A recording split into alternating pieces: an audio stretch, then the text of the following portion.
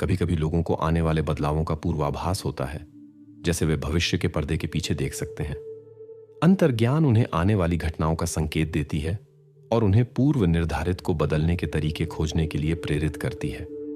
लेकिन हम भाग्य की पटकथा को बदलने की कितनी भी कोशिश करें, कुछ पन्ने पहले से ही लिखे जा चुके हैं।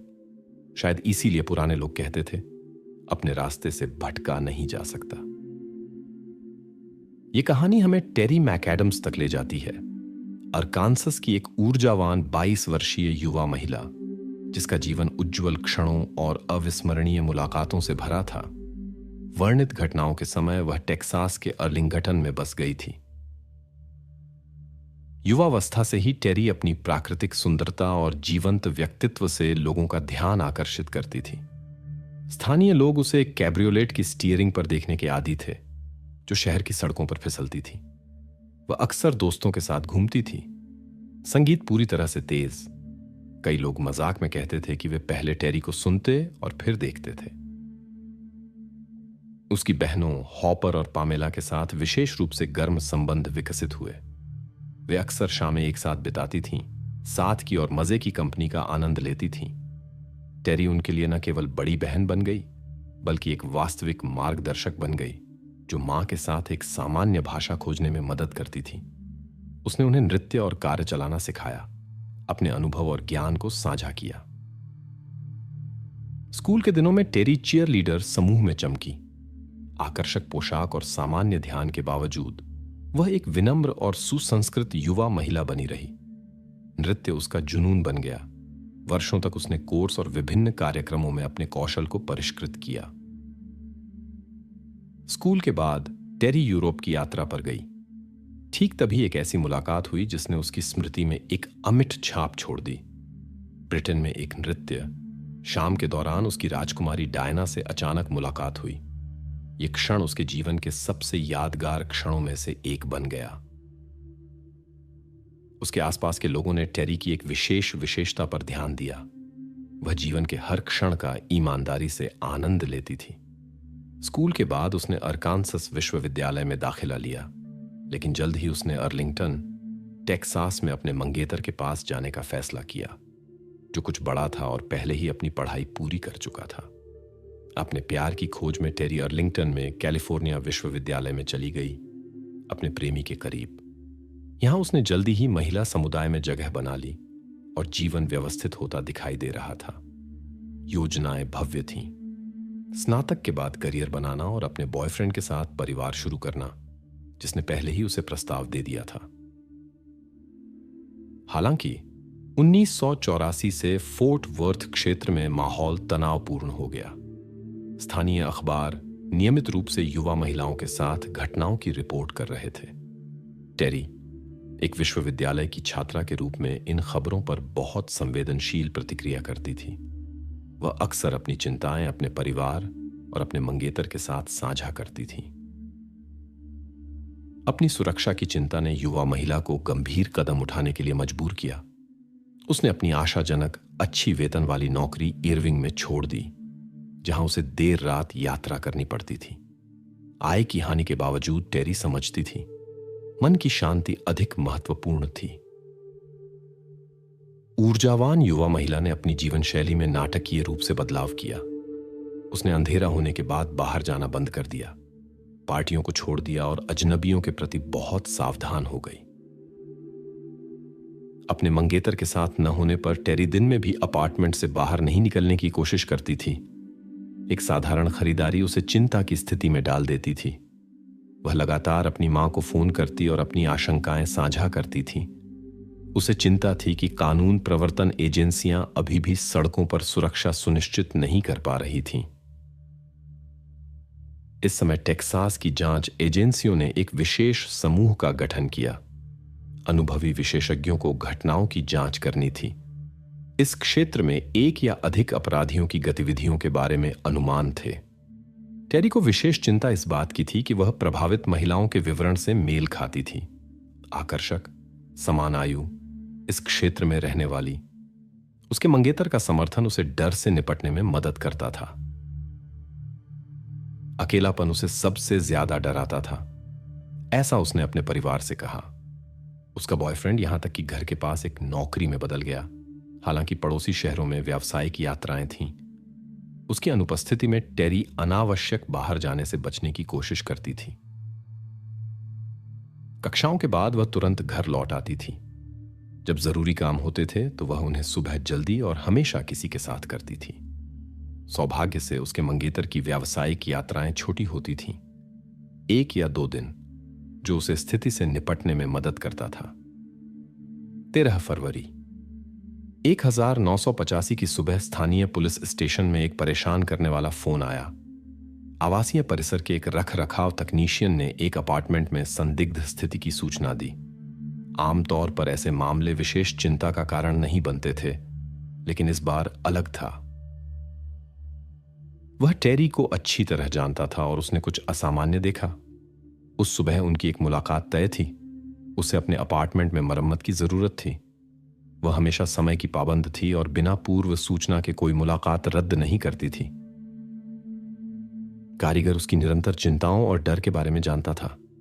पहले वह उन्हें अतिरंजित मानता था, लेकिन अब वह सोचने लगा, शायद उसके पास चिंता करने का कारण था। क्या अगर उसकी आशंकाएं निराधार नहीं थीं? आए हुए अधिकारी भी उस तक नहीं पहुंच सके। उसके रिश्तेदारों से संपर्क करने के प्रयास असफल रहे। पड़ोसियों से पूछताछ करनी पड़ी। उनके बयानों ने चिंता को और बढ़ा दिया। भवन के निवासियों ने बताया कि वे भी टेरी से संपर्क नहीं कर पा रहे थे। इस दौरान उन्होंने उसके अपार्टमेंट से अजीब आवाजें सुनी, जिसके बाद उन्होंने पता लगाने की कोशिश की कि सब ठीक है या नहीं। लेकिन घंटी बजाने और दस्तक देने पर कोई जवाब नहीं मिला।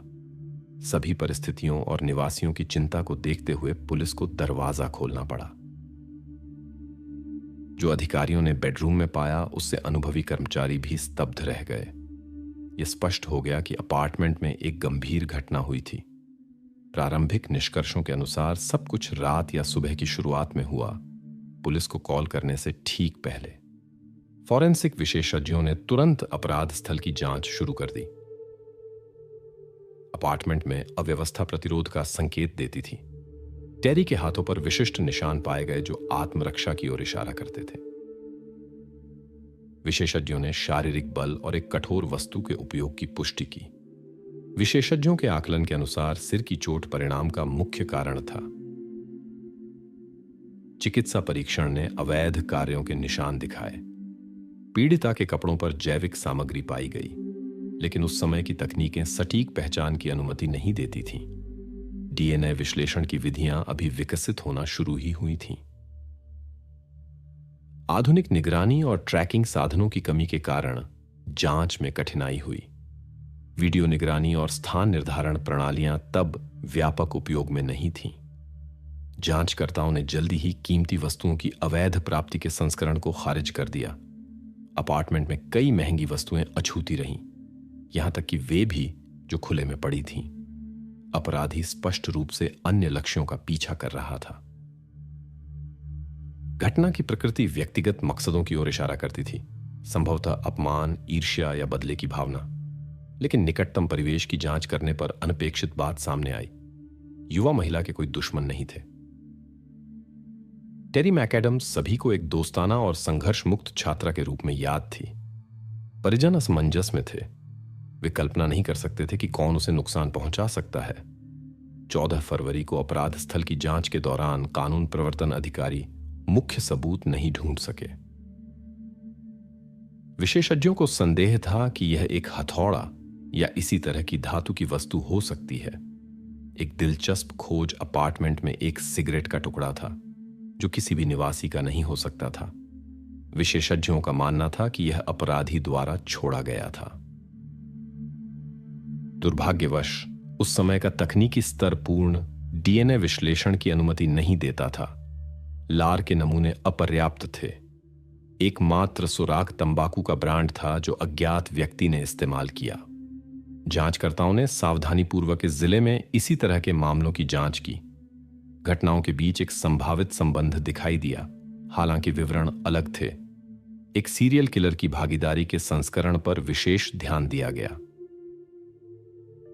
अन्य मामलों की सामग्री का विश्लेषण जांचकर्ताओं को इस निष्कर्ष पर ले गया, संभवतः अपराधी स्वतःस्फूर्त रूप से काम करता था और उन लोगों को नहीं जानता था जिनके घरों में वह घुसता था।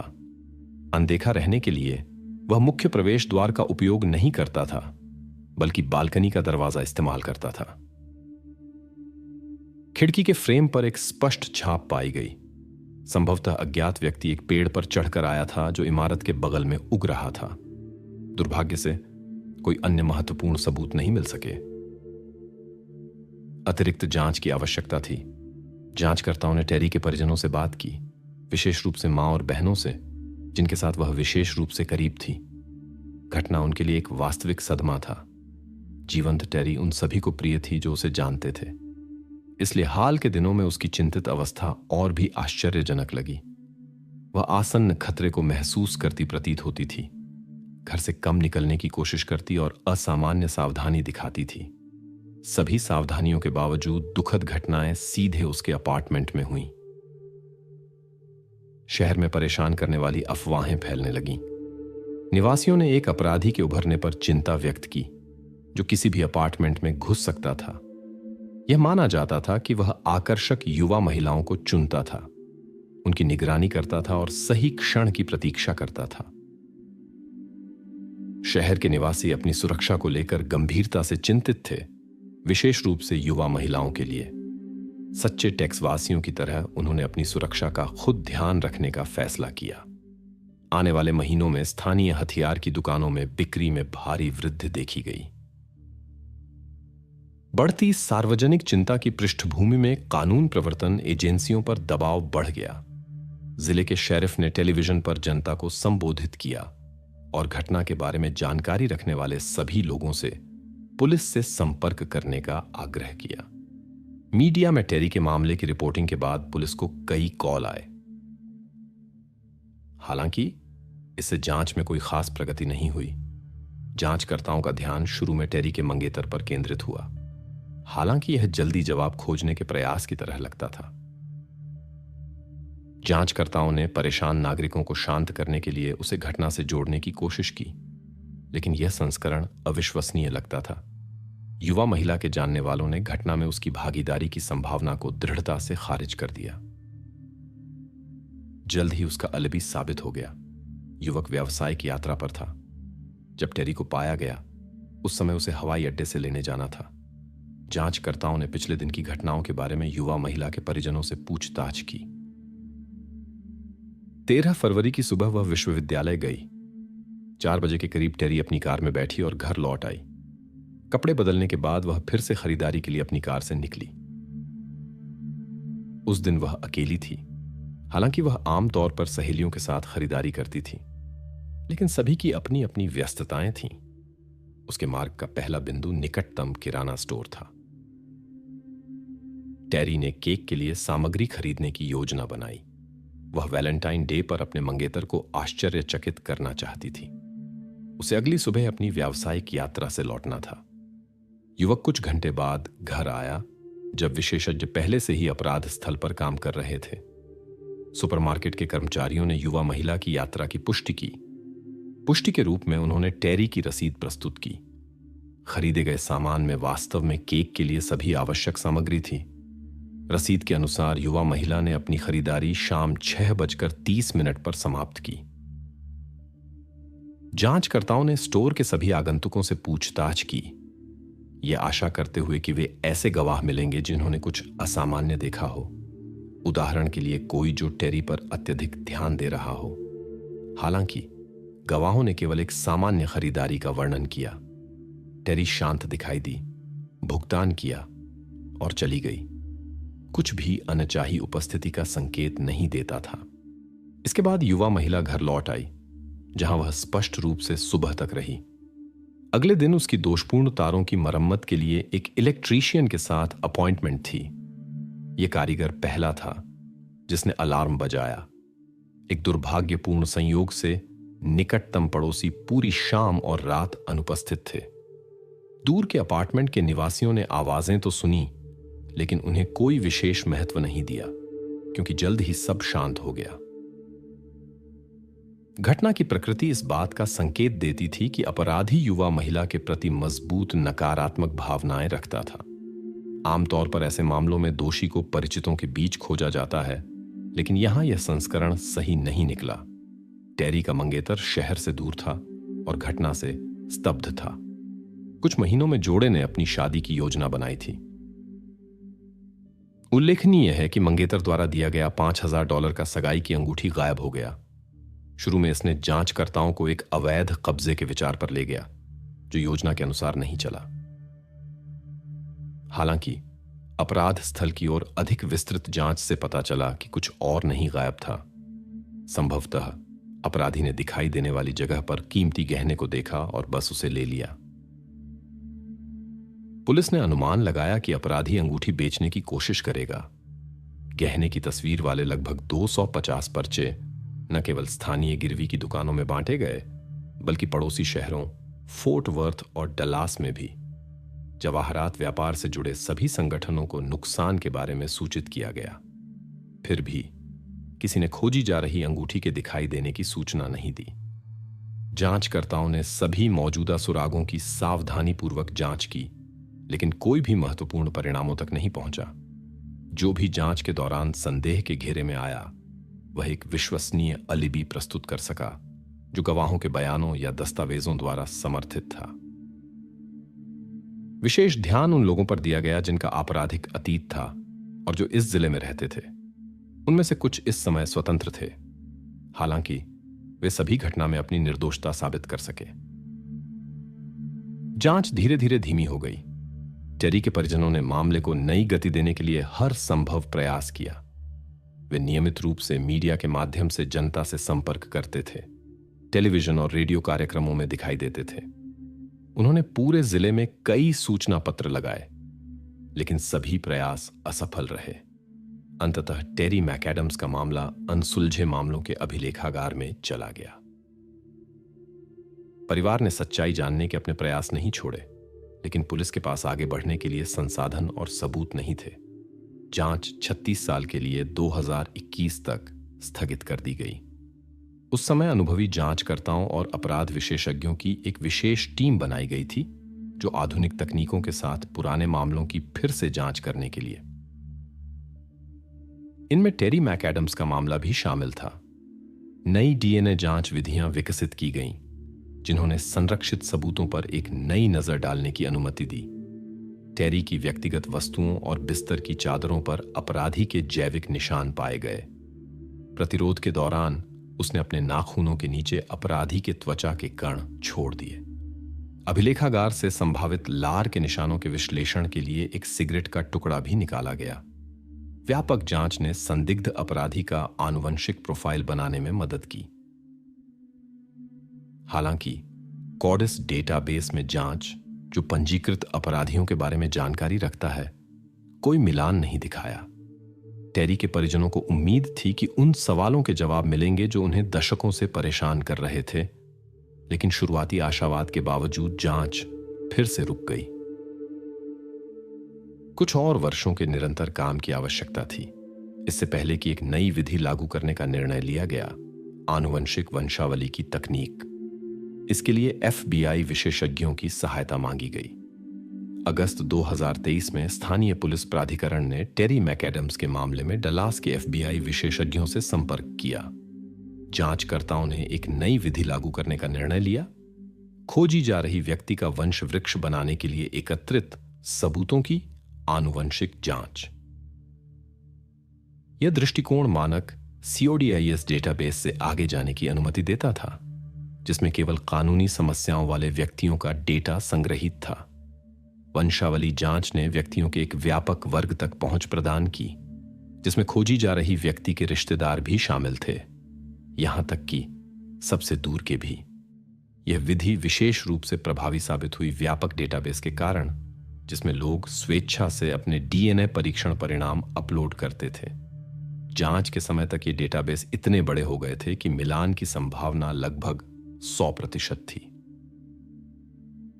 परिणामों की प्रतीक्षा ज्यादा नहीं करनी पड़ी। कार्यालय के विशेषज्ञों ने शार्प परिवार की ओर इशारा किया, एक विशिष्ट अमेरिकी परिवार।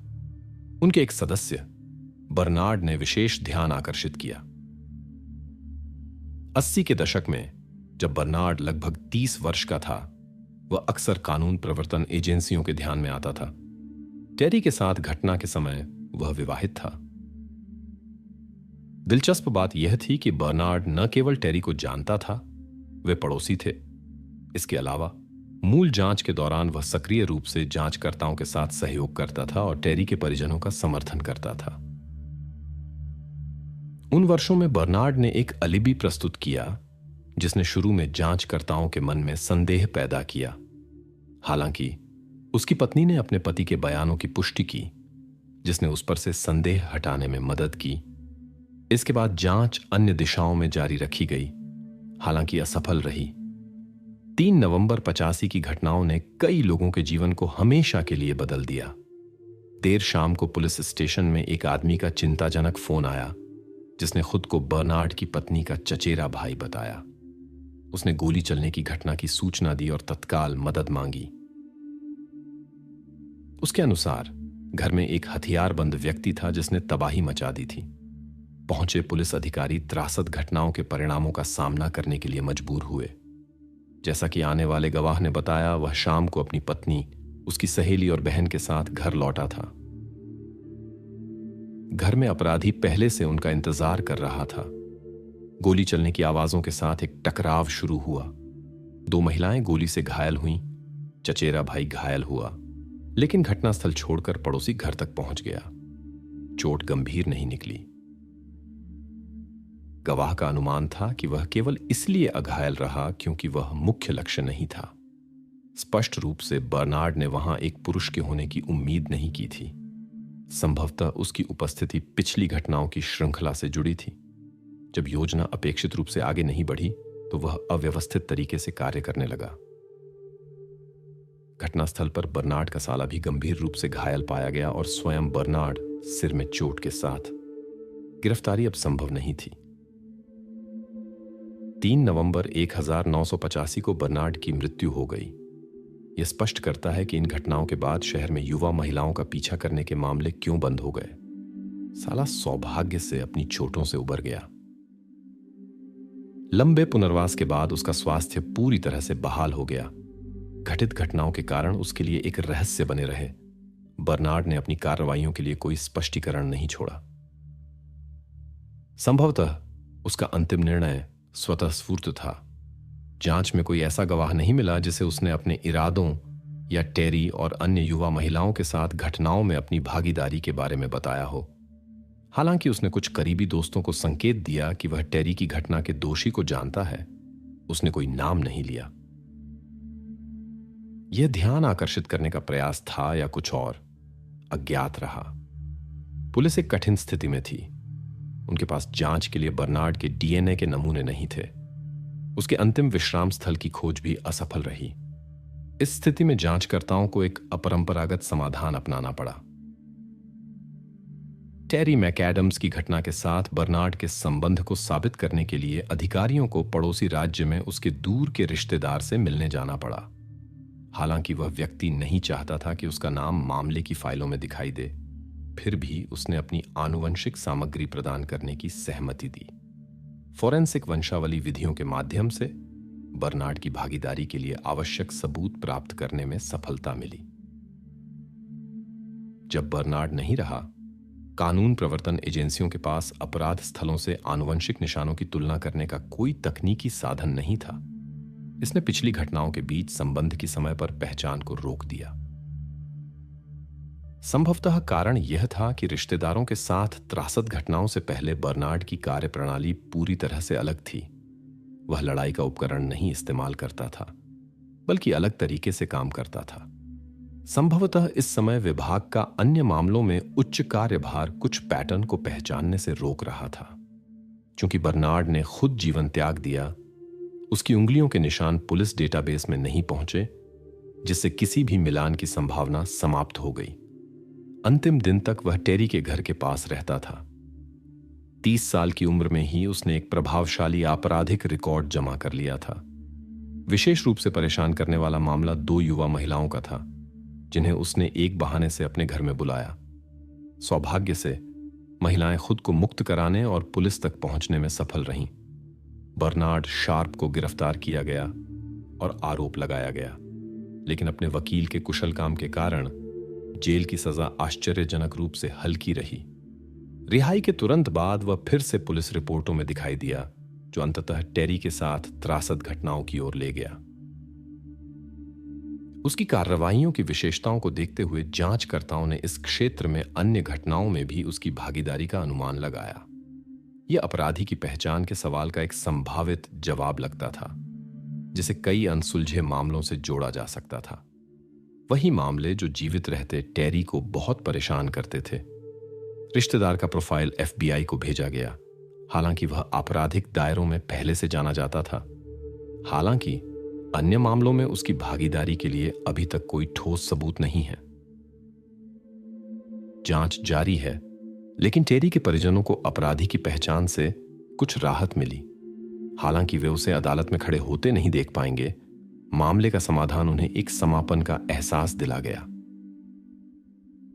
39 वर्षों के बाद आधुनिक तकनीक के कारण मामला अंततः सुलझ गया। टेरी की बहनें स्थानीय टेलीविजन पर दिखाई दी और कई साक्षात्कार दिए, जिनमें उन्होंने लगभग 4 दशकों तक अनसुलझे रहे मामले के समाधान के बाद अपनी भावनाएं साझा की। उन्होंने स्वीकार किया कि वे न्याय की जीत को अपनी आंखों से देखना चाहती थीं, लेकिन उन्हें इस बात में सांत्वना मिली कि इस खतरनाक व्यक्ति ने कई साल पहले खुद अपनी आपराधिक गतिविधियां समाप्त कर दी थीं और किसी को और नुकसान नहीं पहुंचा सकता था। अगर ऐसा नहीं होता तो आने वाले दशकों में और भी कई पीड़ित हो सकते थे। बहुत से लोग धन और शक्ति की ओर आकर्षित होते हैं, लेकिन शायद ही कभी इस बारे में सोचते हैं कि इन संपत्तियों का सही उपयोग कैसे किया जाए। कभी-कभी ऐसी इच्छाएं अप्रत्याशित परिणामों की ओर ले जा सकती हैं। फोस्टर परिवार की कहानी इसका एक स्पष्ट उदाहरण है। क्रिस्टोफर और जिल फोस्टर अपनी बेटी कर्स्टी के साथ घटना से 5 साल पहले अपने नए घर में बस गए थे। उनकी संपत्ति शायर ग्रेट ब्रिटेन के ग्रामीण क्षेत्र में एक प्रभावशाली एस्टेट थी। विशाल परिसर में एक घुड़साल और एक ऐतिहासिक रूप से मूल्यवान पुरानी इमारत थी। परिवार के आरामदायक जीवन के साथ साथ उनके प्यारे घोड़ों और कुत्तों के लिए भी पर्याप्त जगह थी। पति पत्नी इस जगह को एक सच्चा स्वर्ग मानते थे। फोस्टर एक बहुत करीबी परिवार थे। वे हमेशा एक साथ रहते थे और जहां भी होते थे एक दूसरे का साथ एंजॉय करते थे। लेकिन शनिवार 26 जनवरी 2008 को उनका यह सुखद जीवन बाधित हो गया। एस्टेट में आग लग गई। पड़ोसियों ने टूटी खिड़कियों से निकलती लपटें देखीं और तुरंत 999 पर कॉल किया। जब दमकल कर्मी पहुंचे, आग पूरी शक्ति से जल रही थी। छत गिरने लगी और ऐतिहासिक इमारत बचाव दल की आंखों के सामने लगभग ढह गई। आग से लड़ना असाधारण रूप से कठिन साबित हुआ। ऐसा लग रहा था जैसे कोई घर नहीं बल्कि एक विशाल ईंधन टैंक जल रहा हो। आग पर काबू पाने के बाद बचाव दलों को जले हुए निर्माण सामग्री के ढेर मिले। संपत्ति का अधिकांश हिस्सा नष्ट हो गया था। आग लगने की जगह की जांच करते समय विशेषज्ञों ने आग के कारण की तलाश की, लेकिन पहले कुछ दिनों में घर में लोगों की उपस्थिति के कोई निशान या संकेत नहीं मिल सके। दमकल विशेषज्ञों ने निष्कर्ष निकाला कि आग कोई दुर्घटना नहीं थी। इमारत के अंदर पाइप और कई तेल के निशान मिले, जिन्होंने आग के फैलाव को बढ़ावा दिया। लपटों ने घुड़साल और गैरेज को भी चपेट में ले लिया, जहां परिवार की महंगी कारें थीं। घुड़साल के केंद्र में बचाव दलों को दुखद सबूत मिले कि परिवार के पालतू जानवर कर्स्टी के घोड़े और कुत्ते बच नहीं पाए। व्यवस्था से लगता था कि घटना में कुछ इरादा था। एस्टेट के निवासियों क्रिस्टोफर, जिल और कर्स्टी के भाग्य के बारे में कुछ भी झात नहीं था। शुरू में उम्मीद थी कि वे बस यात्रा पर गए होंगे और घटना के समय घर पर नहीं थे। हालांकि आगे की जांच ने घटना की एक और परेशान करने वाली तस्वीर सामने लाई। पता चला कि फोस्टर परिवार उस सप्ताहांत में बैंक की छुट्टी मनाने की योजना बना रहा था। शनिवार को वे पड़ोसियों के यहां बारबेक्यू के लिए जाने वाले थे और रविवार के लिए उन्होंने खुद मेहमानों को आमंत्रित किया था, जिसमें क्रिस के माता भी शामिल थीं।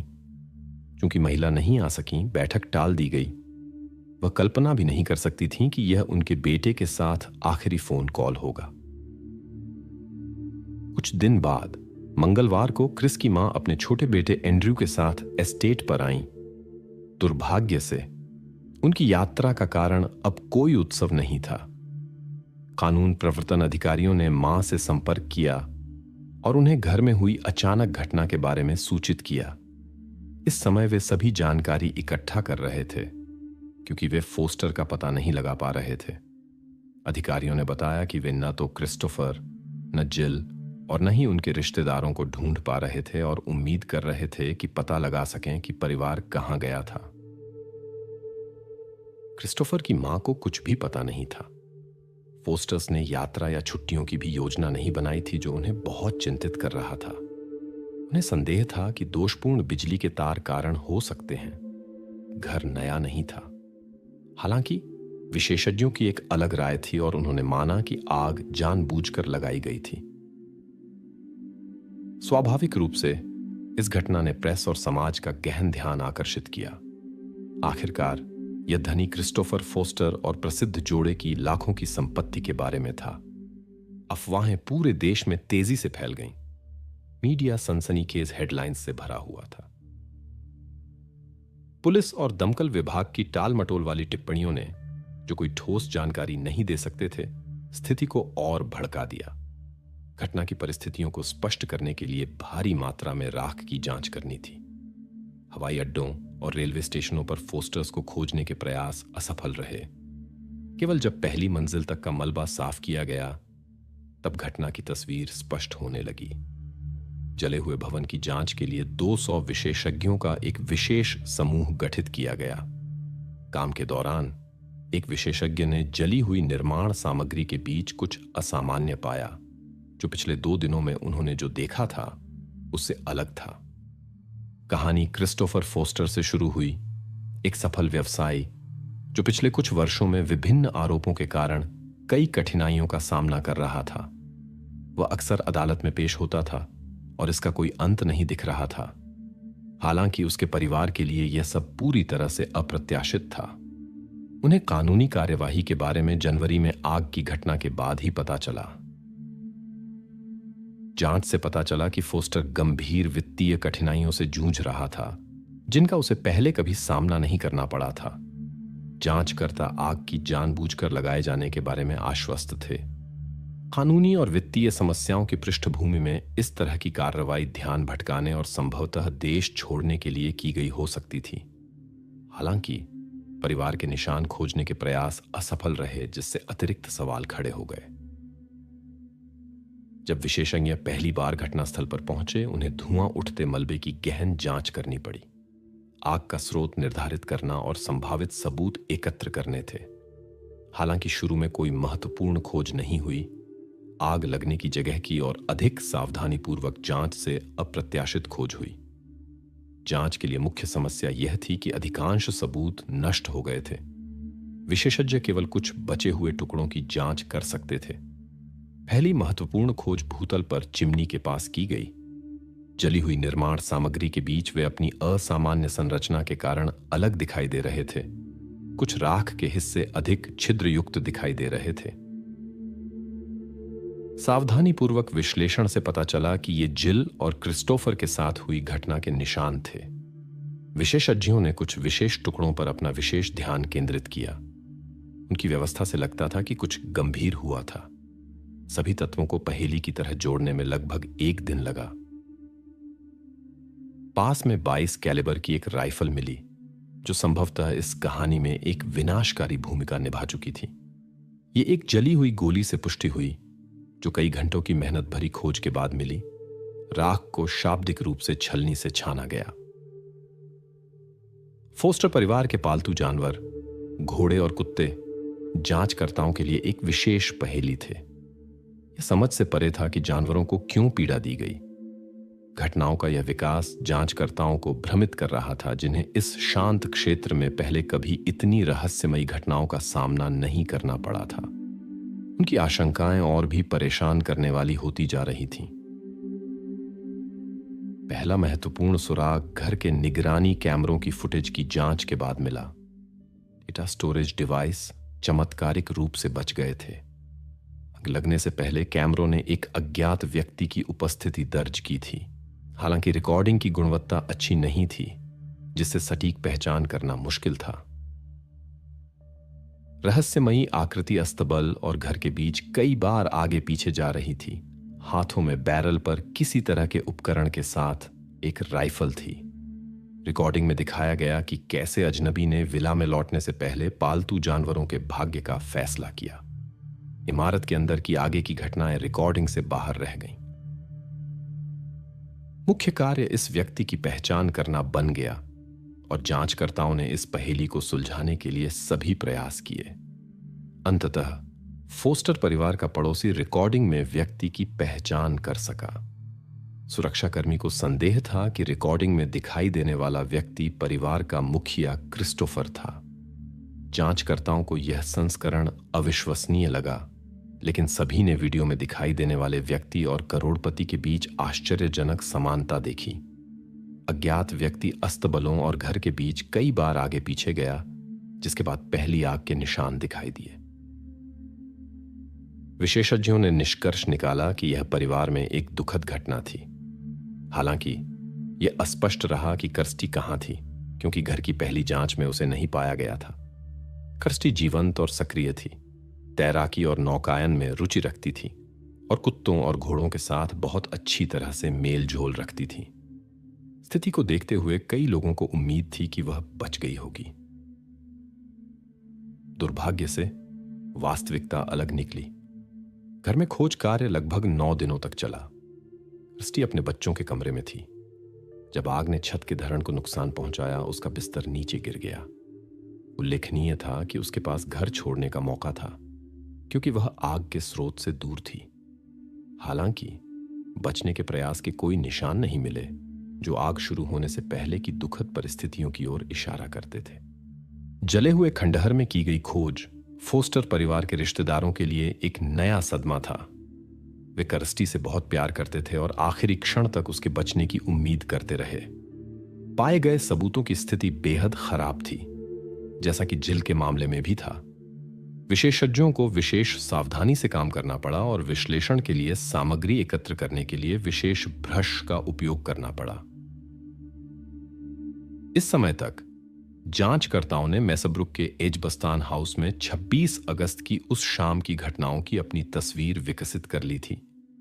उनकी राय में क्रिस्टोफर फोस्टर ने अपने परिवार और पालतू जानवरों के साथ कुछ अटल किया था, फिर आग लगा दी और जीवित न रहने का फैसला किया। यह संस्करण कई तथ्यों से पुष्टि हुई, जिसमें निगरानी कैमरे की फुटेज भी शामिल थी, कुछ अखंडनीय सबूतों में से एक। हालांकि एक गंभीर विरोधाभास था। क्रिस्टोफर के किसी भी परिचित को घटना में उसकी भागीदारी पर विश्वास नहीं हो सकता था। वह एक सफल उद्यमी, ध्यान रखने वाला पति और प्यार करने वाला पिता था। अब यह पता लगाना था कि उसे अपने आसपास की हर चीज को नष्ट करने का फैसला लेने के लिए क्या प्रेरित किया, जिसमें पालतू जानवर और कार का संग्रह भी शामिल था। जिल और क्रिस्टोफर के रिश्तेदार सबसे ज्यादा जवाब चाहते थे। पूरा देश जांच का अनुसरण कर रहा था और जो हुआ उससे हर कोई हिल गया। क्रिस्टोफर सभी रिश्तेदारों के साथ करीबी संबंध रखता था, जिसमें उसकी पत्नी का परिवार भी शामिल था। फोस्टर एक आदर्श परिवार लगता था। पिता हमेशा कर्स्टन के साथ रहता था और उसे एस्टेट के पास नदी तक भी ले जाता था, जहां वह झूले से कूदना पसंद करती थी। अपनी बेटी की देखभाल और पत्नी के प्रति ध्यान ने उसे अपने साथियों का सम्मान दिलाया। इसलिए बाद की घटनाएं उन सभी के लिए वास्तविक आघात थीं जो इस परिवार को जानते थे। जांचकर्ताओं ने फोस्टर परिवार के रिश्तेदारों और दोस्तों से बात की। उन सभी ने क्रिस्टोफर को एक देखभाल करने वाले और दयालु व्यक्ति के रूप में वर्णित किया। घटना का आघात इतना बड़ा था कि लोग निगरानी फुटेज दिखाए जाने पर भी, जिसमें क्रिस्टोफर एक हथियार के साथ दिखाई दे रहा था, अपनी आंखों पर विश्वास नहीं कर सकते थे। एक आदर्श पिता के रूप में अपनी प्रतिष्ठा के अलावा क्रिस्टोफर अपनी लक्ष्य प्राप्ति के लिए जाना जाता था। यह गुण उसमें युवा आयु से ही दिखाई देता था। परिवार को उसकी सफलताओं पर गर्व था और वह हमेशा अपने रिश्तेदारों के लिए एक विश्वसनीय सहारा बना रहा। आदमी में आग के लिए एक विशेष जुनून था जो बाद में उसके करियर का निर्धारण करेगा। 80 के दशक के अंत में एक तेल प्लेटफॉर्म पर एक गंभीर घटना हुई। जब क्रिस्टोफर ने टेलीविजन पर इसकी रिपोर्ट देखी, वह घटनाओं से गहराई से प्रभावित हुआ। 100 से अधिक लोगों को प्रभावित करने वाली एक त्रासद घटना के बाद क्रिस ने एक महत्वपूर्ण निर्णय लिया। उसने तेल ड्रिलिंग टावरों के लिए एक नए प्रकार की सुरक्षात्मक कोटिंग विकसित करने की योजना बनाई, जो भविष्य में ऐसी घटनाओं को रोक सकती थी। यह विचार उसे पूरी तरह से व्यस्त रखता था। विभिन्न संयोजनों के साथ प्रयोगों के बाद उसने अंततः एक विशेष सीलिंग यौगिक विकसित किया। उच्च तापमान पर सामग्री नहीं जलती थी, बल्कि एक विशिष्ट कुरकुरी संरचना के साथ एक सुरक्षात्मक परत बनाती थी। अपने आविष्कार के लिए पेटेंट प्राप्त करने के बाद क्रिस एक नई चुनौती का सामना कर रहा था। उसे संभावित निवेशकों को इसकी प्रभावशीलता साबित करनी थी। उसने जो कुछ भी था वह सब दांव पर लगा दिया और एक बड़ा प्रदर्शन आयोजित किया। फोस्टर ने तेल प्लेटफॉर्म पर दुर्घटना जैसी स्थितियों की नकल की। अपने खुद के संसाधनों से उसने मूल्यांकन के लिए विशेषज्ञों और दमक्कल को नियुक्त किया। परीक्षणों के दौरान उसके आविष्कार ने प्रभावशाली परिणाम दिखाए। साहसिक कदम सफल रहा। बैंकरों और निवेशकों ने परियोजना का समर्थन करने का फैसला किया। सफलता सभी अपेक्षाओं से परे थी। जल्द ही क्रिस्टोफर इतना सफल हो गया कि उसे अर्जित लाभ को वितरित करने में कठिनाई हो रही थी। उसकी कंपनी तेल उद्योग में सुरक्षा प्रणालियों की स्थापना से एक दिन में लाखों कमा रही थी। समय के साथ शक्ति और धन ने इस कहानी के मुख्य पात्र के चरित्र को बदल दिया। क्रिस्टोफर ने प्रदर्शनात्मक रूप से अपनी संपत्ति का प्रदर्शन करना शुरू कर दिया, खुद को अरबपति कहा और ध्यान आकर्षित करने के लिए प्रभावशाली राशि खर्च की। फोस्टर परिवार अपनी शानदार पार्टियों के लिए जाना जाता था, जो कभी कभी 20,000 पाउंड स्टर्लिंग से अधिक की होती थीं। धीरे धीरे स्थिति और तनावपूर्ण होती गई। झील को अपने पति की वफादारी पर संदेह होने लगा। क्रिस के परिचितों का दावा था कि उसने अपनी शादी के दौरान कम से कम 8 महिलाओं के साथ संबंध रखे। जिल, एक साधारण और भोली गृहिणी, इन कहानियों को नहीं देख पाई। क्रिस्टोफर अपनी पत्नी की भोलेपन का फायदा उठाकर आसानी से अपने रोमांस को छिपा लेता था। भाग्यशाली क्षण से 5 साल पहले क्रिस ने अजबस्तान में 1.5 मिलियन पाउंड में एक विला खरीदी। उसने नवीनीकरण में भारी राशि का निवेश किया। वह अक्सर इस बात की डींग मारता था कि वह सब कुछ नकद में भुगतान करता था और कोई कर्ज नहीं था। रहने की जगह का चयन संयोग से नहीं किया गया था। यह जिज्ञासु नजरों से दूर था, सुरक्षित माना जाता था और पारिवारिक जीवन के लिए आदर्श लगता था। यहीं पर नायक ने एक नया जुनून विकसित किया। शिकार और मछली पकड़ना उसका सच्चा जुनून बन गया। घर के बगल में बड़े जंगल के क्षेत्र फैले हुए थे, जहां क्रिस अपनी इच्छा से तीतर का शिकार कर सकता था। बंदूक के लिए उसका उत्साह नियमित जंगल की यात्राओं का कारण बना। हफ्ते में 4 बार तक, कभी कभी इससे भी अधिक। उसे विशेष रूप से क्ले पिजन शूटिंग पसंद थी। समय के साथ उसने कई बंदूकें खरीदी। उनमें से एक बाद में राख में मिली। क्रिस्टोफर का यह जुनून धीरे धीरे एक वास्तविक जुनून में बदल गया। उसने महंगी राइफलें और पिस्तौल खरीदी और उन्हें विला के हर विशाल कमरे में रख दिया। धीरे धीरे उसका व्यवहार और भी चिंताजनक होता गया। क्रिस्टोफर अक्सर चिड़चिड़ापन और घबराहट दिखाता था। एक दिन जब कबूतर उसके बार्न में उड़ गए, उसने उन्हें भगाने की लंबी कोशिश की। जब पक्षी कमरा नहीं छोड़े तो उसने बंदूक का इस्तेमाल किया। हालांकि किसी को अंदाजा नहीं था कि ऐसा व्यवहार गंभीर परिणामों की ओर ले जा सकता है। 2008 के 1 अगस्त के सप्ताहांत पर घर में एक त्रासदी हुई। जांचकर्ताओं के अनुसार क्रिस ने अपने परिवार और पालतू जानवरों के खिलाफ हथियार का इस्तेमाल किया और फिर खुद पर भी। घटनाओं के क्रम को पुनर्निर्मित करने के लिए विशेषज्ञों को शाब्दिक रूप से हर विवरण को एकत्र करना पड़ा। जांचकर्ताओं को 26 अगस्त की उस रात की घटनाओं को पुनर्निर्मित करने में 2 महीने से अधिक का समय लगा। पिछली शाम फोस्टर परिवार ने पड़ोसियों के साथ समय बिताया। उन्होंने बारबेक्यू किया, क्ले पिजन शूटिंग का आनंद लिया और एक सुखद समय बिताया। किसी को कुछ असामान्य नहीं दिखा। क्रिस बहुत अच्छे मूड में था और पूरी शाम मजाक करता रहा। फोस्टर्स ने लगभग 20:30 पर पड़ोसियों का घर छोड़ा और 20:44 पर घर पहुंचे। जिल घर के अंदर गई। उसका पति कार को गैरेज में ले गया और किrsty ने कुत्तों को बाहर छोड़ दिया। कुछ समय बाद वह ऊपर गई और स्कूल के दोस्तों के साथ चैट करने के लिए अपना कंप्यूटर चालू किया। लगभग 23:30 पर क्रिस्टोफर उसके पास आया और उससे सोने की तैयारी करने को कहा। जब उसने मना कर दिया तो उसने इंटरनेट बंद कर दिया। किrsty ने अपने दोस्तों को एक संदेश भेजा जिसमें उसने अपने पिता के मूड की शिकायत की। यह उसका आखिरी संदेश था। इसके बाद क्या हुआ, यह एक रहस्य बना रहा। जांचकर्ता उस रात की घटनाओं का केवल एक हिस्सा ही पुनर्निर्मित कर सके, लेकिन कई विवरण अस्पष्ट रहे। विशेषज्ञों को बेहद कम सबूतों के साथ काम करना पड़ा। जांच के दौरान विशेषज्ञों ने सबूतों की तलाश में लगभग 4 टन जला हुआ सामान जांचा। विशेष छलनी से महीनों तक सावधानीपूर्वक राख छानने के बाद भी किrsty और क्रिस्टोफर के साथ क्या हुआ, इसका कोई ठोस संकेत नहीं मिल सका। जब जांचकर्ता घटना के सटीक क्रम को पुनर्निर्मित करने की उम्मीद लगभग छोड़ चुके थे, तब घर के आंतरिक निगरानी कैमरों के बचे हुए रिकॉर्ड उनके हाथ लगे।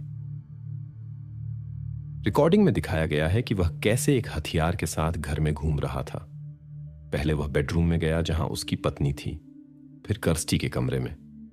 कैमरों ने रिकॉर्ड किया कि रात 3:10 पर उसने एक विशेष उपकरण के साथ एक राइफल ली और कुत्तों के बाड़े और घुड़साल की ओर गया। 11 मिनट बाद क्रिस्टोफर पालतू जानवरों के पास गया। उसने कुत्तों को पिंजरों में धकेल दिया ताकि वे भाग न सकें। इसके बाद वह उन्हें वहां ले गया जहां घोड़े थे। इस सब के बाद अस्तबलों में आग लग गई। अपराधी ने गेट के सामने एक वैन खड़ी कर दी और उसके पहियों को खराब कर दिया, संभवतः पड़ोसियों को जानवरों की मदद करने से रोकने के लिए। पता चला कि सभी जानवर शुरुआती कार्रवाइयों से नहीं मरे, कुछ आग में फंस गए। पड़ोसी घरों के निवासियों ने 15 मिनट तक तेज धमाकों की आवाजें सुनी, लेकिन उन्होंने सोचा कि दूर कहीं शिकारी होंगे। केवल रात के 4 बजे उन्होंने अलार्म बजाया, जब उन्होंने खिड़की पर आग की चमक देखी और बचाव दल को बुलाया।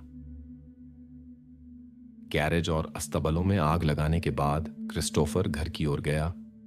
उसने अपने फायर फाइटर के अनुभव का इस्तेमाल विपरीत उद्देश्य के लिए किया, सब कुछ नष्ट करने के लिए।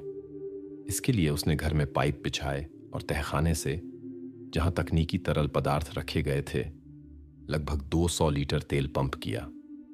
अस्तबलों में भी तेल का इस्तेमाल किया गया, लेकिन कम मात्रा में। ईंधन की कमी के कारण नुकसान उतना गंभीर नहीं था। कई जानवर अक्षत रहे, जिससे जांचकर्ताओं को घटनाओं का क्रम समझने में मदद मिली। पालतू जानवरों के साथ आर्थिक भवन में आग लगने के बाद क्रिस्टोफर भूतल के लिविंग रूम में भागा, जहां उसने तेल फैलाया और आग लगा दी। फिर वह ऊपर बेडरूम में गया। वैवाहिक बेडरूम में एक बंदूक की घटना हुई। हालांकि भारी धुएं के कारण कोई अन्य कारण भी हो सकता है। जब क्रिस्टोफर पहली मंजिल पर गया, उसने खुद का बचाव मार्ग बंद कर दिया। उसके कार्य का मकसद अस्पष्ट रहा। एक पड़ोसी ने जांचकर्ताओं को संभावित कारणों को समझने में मदद की। उसने क्रिस्टोफर के हालिया व्यवहार में कुछ असामान्यताएं देखी। वह शायद ही कभी घर छोड़ता था, केवल घरेलू कामों की देखभाल करता था, और ऐसा नहीं लगता था कि वह कोई व्यवसाय कर रहा हो। पता चला कि घटना से 1 सप्ताह पहले अजबटन में घर के गेट के नीचे से एक पत्र डाला गया था। इस तरह कोर्ट के अधिकारियों ने क्रिस्टोफर को संपत्ति के जब्त होने के बारे में सूचित किया। उसकी पत्नी जिल को इसके बारे में कुछ नहीं पता था और उसे अपने पति की गंभीर वित्तीय समस्याओं का जरा भी अंदाजा नहीं था। अपनी संपन्नता के बावजूद वह वित्तीय मामलों की परवाह नहीं करती थी और बड़े खर्चों की आदी नहीं थी। अन्यथा उसने देख लिया होता कि कठिनाइयां 2004 में ही शुरू हो गई थीं। सभी को याद था कि वह कैसे बिना किसी कर्ज के घर की नकद खरीद पर गर्व करता था। उसके पास एक मजबूत वित्तीय कुशन था। क्रिस को एक अरबपति माना जाता था, लेकिन सवाल उठा, इतने कम समय में सारे संसाधन कहां गायब हो सकते थे? इस सवाल का जवाब क्रिस फोस्टर के लेखाकार को पता था। 2005 में कंपनी एक संकट में फंस गई। आदमी सीलेंट निर्माताओं और अपने कर्मचारियों दोनों को बड़ी राशि का बकाया था। बाद में उसे एक आपूर्तिकर्ता मिला जो सीलेंट उत्पादन के लिए बेहतर शर्तें प्रदान करता था। यह स्थिति को सुधार सकता था, लेकिन वैश्विक वित्तीय संकट ने बिक्री में भारी गिरावट का कारण बना। गोदाम बिना बिके माल से भरे थे और सारी कमाई पहले ही महंगी खरीद में खर्च हो चुकी थी। स्थिति कर्मचारियों की बढ़ती असंतुष्टि से और बिगड़ गई, जो समय पर अपना वेतन नहीं पा रहे थे। कंपनी के लेखाकार ने भी व्यवसाय प्रबंधन में गंभीर अनियमितताओं की ओर इशारा किया। हालांकि क्रिस एक प्रतिभाशाली आविष्कारक साबित हुआ था और एक मांग वाला उत्पाद विकसित किया था, व्यवसाय प्रबंधन में उसकी क्षमताएं पर्याप्त नहीं थीं। इस कठिन समय में वह एक विलासिता भरा जीवन जीता रहा। हालांकि आय का अधिकांश हिस्सा लगातार बढ़ते कर्ज के भुगतान में इस्तेमाल किया जा रहा था। खुद को पानी के ऊपर रखने की कोशिश में उसने विभिन्न बैंकों से क्रेडिट लेना शुरू कर दिया और हर महीने लाखों पाउंड उधार लेता था। वित्तीय स्थिति तेजी से बिगड़ती गई। क्रेडिट ब्याज बढ़ गया और वह इसे चुका नहीं सकता था। 8 फरवरी 2008 तक उसका कर्ज 3 लाख पाउंड से अधिक हो गया था।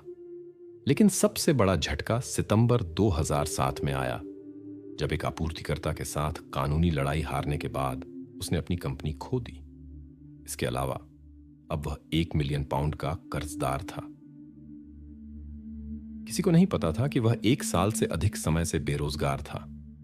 पूर्ण पतन के बावजूद वह सफल अरबपति की भूमिका निभाता रहा, बेशक नए कर्जों की कीमत पर। 22 नवंबर 2007 तक स्विस बैंक में उसका खाता खाली हो गया था और कुल कर्ज बढ़कर 4 मिलियन हो गया था। यहां तक कि तब भी उसने सभी से सच्चाई छिपाई। क्रिस समझ गया, भले ही वह सब कुछ बेच दे, वह लेनदारों को भुगतान नहीं कर सकता था। कभी कभी उसकी असली भावनाएं सामने आ जाती थीं। नवंबर में उदाहरण के लिए अपने भाई के साथ बातचीत के दौरान उसने कहा कि वह काफी अच्छा नहीं है, लेकिन इस पर आगे कुछ नहीं कहा। यह घटना से पहले क्रिस्टोफर का आखिरी संदेश था। भाई ने इन शब्दों को कोई महत्व नहीं दिया और सोचा कि क्रिस बस बुरे मूड में था या उसने ज्यादा पी ली थी। सभी परिस्थितियों के खुलासे के बाद भी यह अस्पष्ट रहा कि क्यों न केवल वह खुद, बल्कि पूरा परिवार, पालतू जानवर और करोड़ों की संपत्ति को प्रभावित होना पड़ा। जैसा कि बाद में पता चला, क्रिस्टोफर ने अपनी समस्याओं को व्यावसायिक भागीदारों के साथ साझा किया था। वह विवरण में नहीं गया, लेकिन उसकी टिप्पणियां परेशान करने वाली और निराशाजनक थीं। वास्तव में स्थिति से निपटने के प्रयास किए गए थे। दुर्भाग्यपूर्ण सप्ताहांत से 5 महीने पहले डॉक्टर ने क्रिस्टोफर को एंटी डिप्रेसेंट दवाएं लिखी थीं, जिन्होंने उसकी स्थिति में थोड़ा सुधार किया। हालांकि घटना से पहले शुक्रवार को उसने जीवन से विदाई से संबंधित वेबसाइटें देखीं। अगस्त 2008 के अंत में एस्टेट पर त्रासदी हुई। आग के कुछ घंटों बाद न्यायालय के अधिकारी इन्वेंट्री लेने आए, ये नहीं जानते हुए कि अब कुछ भी इन्वेंट्री करने के लिए नहीं बचा था। जांच से पता चला कि क्रिस्टोफर और जिल चिमनी के पास नहीं थे। वे वहां तब पहुंचे जब पहली मंजिल से जला हुआ बिस्तर जली हुई फर्श से नीचे गिर गया। एक उल्लेखनीय विवरण। अंतिम निर्णय से पहले क्रिस अपनी पत्नी के बगल में लेट गया और उसे गले लगा लिया। स्पष्ट रूप से वह आखिरी क्षण तक अपने परिजनों के प्रति स्नेह महसूस करता था और उनके साथ रहना चाहता था। विशेषज्ञों ने तथाकथित परिवार विनाशकों की विशिष्ट व्यवहार विशेषताएं पाईं। ऐसे लोग जो जीवन को छोड़ने का फैसला करते समय उनके लिए जो महत्वपूर्ण है वह सब कुछ अपने साथ ले जाते हैं। दुर्भाग्य से गंभीर क्षति के कारण विशेषज्ञ उस रात की घटनाओं का सटीक क्रम निर्धारित नहीं कर सके। क्या क्रिस्टोफर ने खुद पर हथियार का इस्तेमाल किया या बस जलते घर में अपनी पत्नी के साथ रहा? सवाल अनुत्तरित रहे। घटना के 4 महीने बाद गांव के चर्च के पास फोस्टर परिवार का अंतिम संस्कार हुआ। जिल के रिश्तेदारों ने क्रिस्टोफर के अलग दफन पर जोर दिया, जबकि मां और बेटी को एक साथ दफनाया गया। जिल के करीबी रिश्तेदार क्रिस्टोफर को उसके कर्म के लिए माफ नहीं कर सके। इसके अलावा उसने उन सभी लोगों से मुआवजा पाने का मौका छीन लिया था जो उसके वित्तीय हेराफेरी से पीड़ित थे और वे दर्जनों थे। क्रिस के रिश्तेदारों का मानना था कि वह परिस्थितियों के दबाव को नहीं झेल पाया। सफलता ने उसके सिर पर चढ़कर बोल दिया था। वह बहुत अधिक खर्च करता था और खुद को अजेय समझता था। विलास और समृद्धि की एक दुनिया बनाने के बाद वह उसके पतन को बर्दाश्त नहीं कर सका। क्रिस्टोफर इस एहसास से नहीं निपट पाया कि वह खुद पतन का कारण था। दुर्भाग्य से उसके पतन की कीमत अनुपातहीन रूप से अधिक थी। यह कहानी, जिसकी यहां चर्चा की जाएगी, दिखाती है कि किसी अजनबी के प्रति ईमानदार चिंता के अप्रत्याशित परिणाम हो सकते हैं।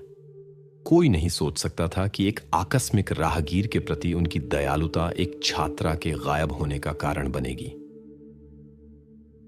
15 वर्षीय स्टेफनी रूगबर्ग की कहानी 2002 की गर्मियों में सनी आइलैंड मायोर्का में हुई। वह जर्मन शहर लुडेनशाइड में अपने बड़े भाई के साथ पली बढ़ी। तलाक के बाद उसकी मां सिल्विया ने जीवन में एक नया अध्याय शुरू करने का फैसला किया और बैलेरिक द्वीपों पर गर्मियों में स्थानांतरण की व्यवस्था की। उसने मायोर्का में एल अरेनल क्षेत्र को चुना, यह आशा करते हुए कि गर्म जलवायु और समुद्री हवा सभी को हाल के परिवर्तनों से ध्यान हटाने में मदद करेगी। इस समय सिल्विया के जीवन में एक नया साथी आया था, पीटर, जो अपने बेटे के साथ आने के लिए तैयार हो गया। सिल्विया सबसे पहले द्वीप पर गई और बच्चों को जर्मनी में दादा दादी की देखरेख में छोड़ दिया। उसे स्कूल वर्ष के अंत तक आरामदायक पारिवारिक जीवन के लिए सब कुछ तैयार करना था। ऊर्जावान महिला ने जल्दी ही नई जगह को अपना लिया और एक प्रतिष्ठित 5 सितारा होटल में प्रबंधक के रूप में नौकरी भी पा ली।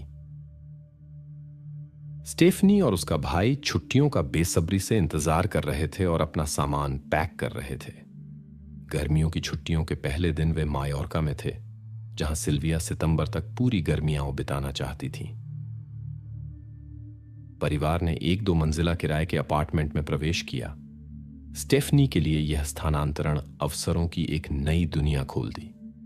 विशेष रूप से द्वीप की रात्रि जीवन ने उसे आकर्षित किया, जो उसकी उम्र के व्यक्ति के लिए पूरी तरह से स्वाभाविक था। वह जल्दी ही स्थानीय युवा समूह में शामिल हो गई, नए दोस्तों के साथ बार और क्लब में समय बिताने लगी और कभी-कभी कई दिनों तक घर नहीं आती थी। बेटी का यह व्यवहार सिल्विया के लिए बड़ी चिंता का कारण बना। स्टेफनी की हर देर से घर वापसी तनावपूर्ण बातचीत के साथ समाप्त होती थी।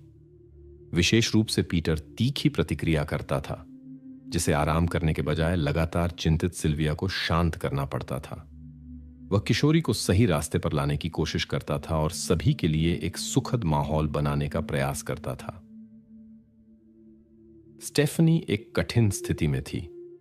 अपनी मां की आज्ञा का पालन करने की इच्छा और समान उम्र के लोगों के साथ द्वीप के निश्चिंत जीवन का आनंद लेने की इच्छा के बीच खींची हुई थी। परिवार को चिंता होने लगी।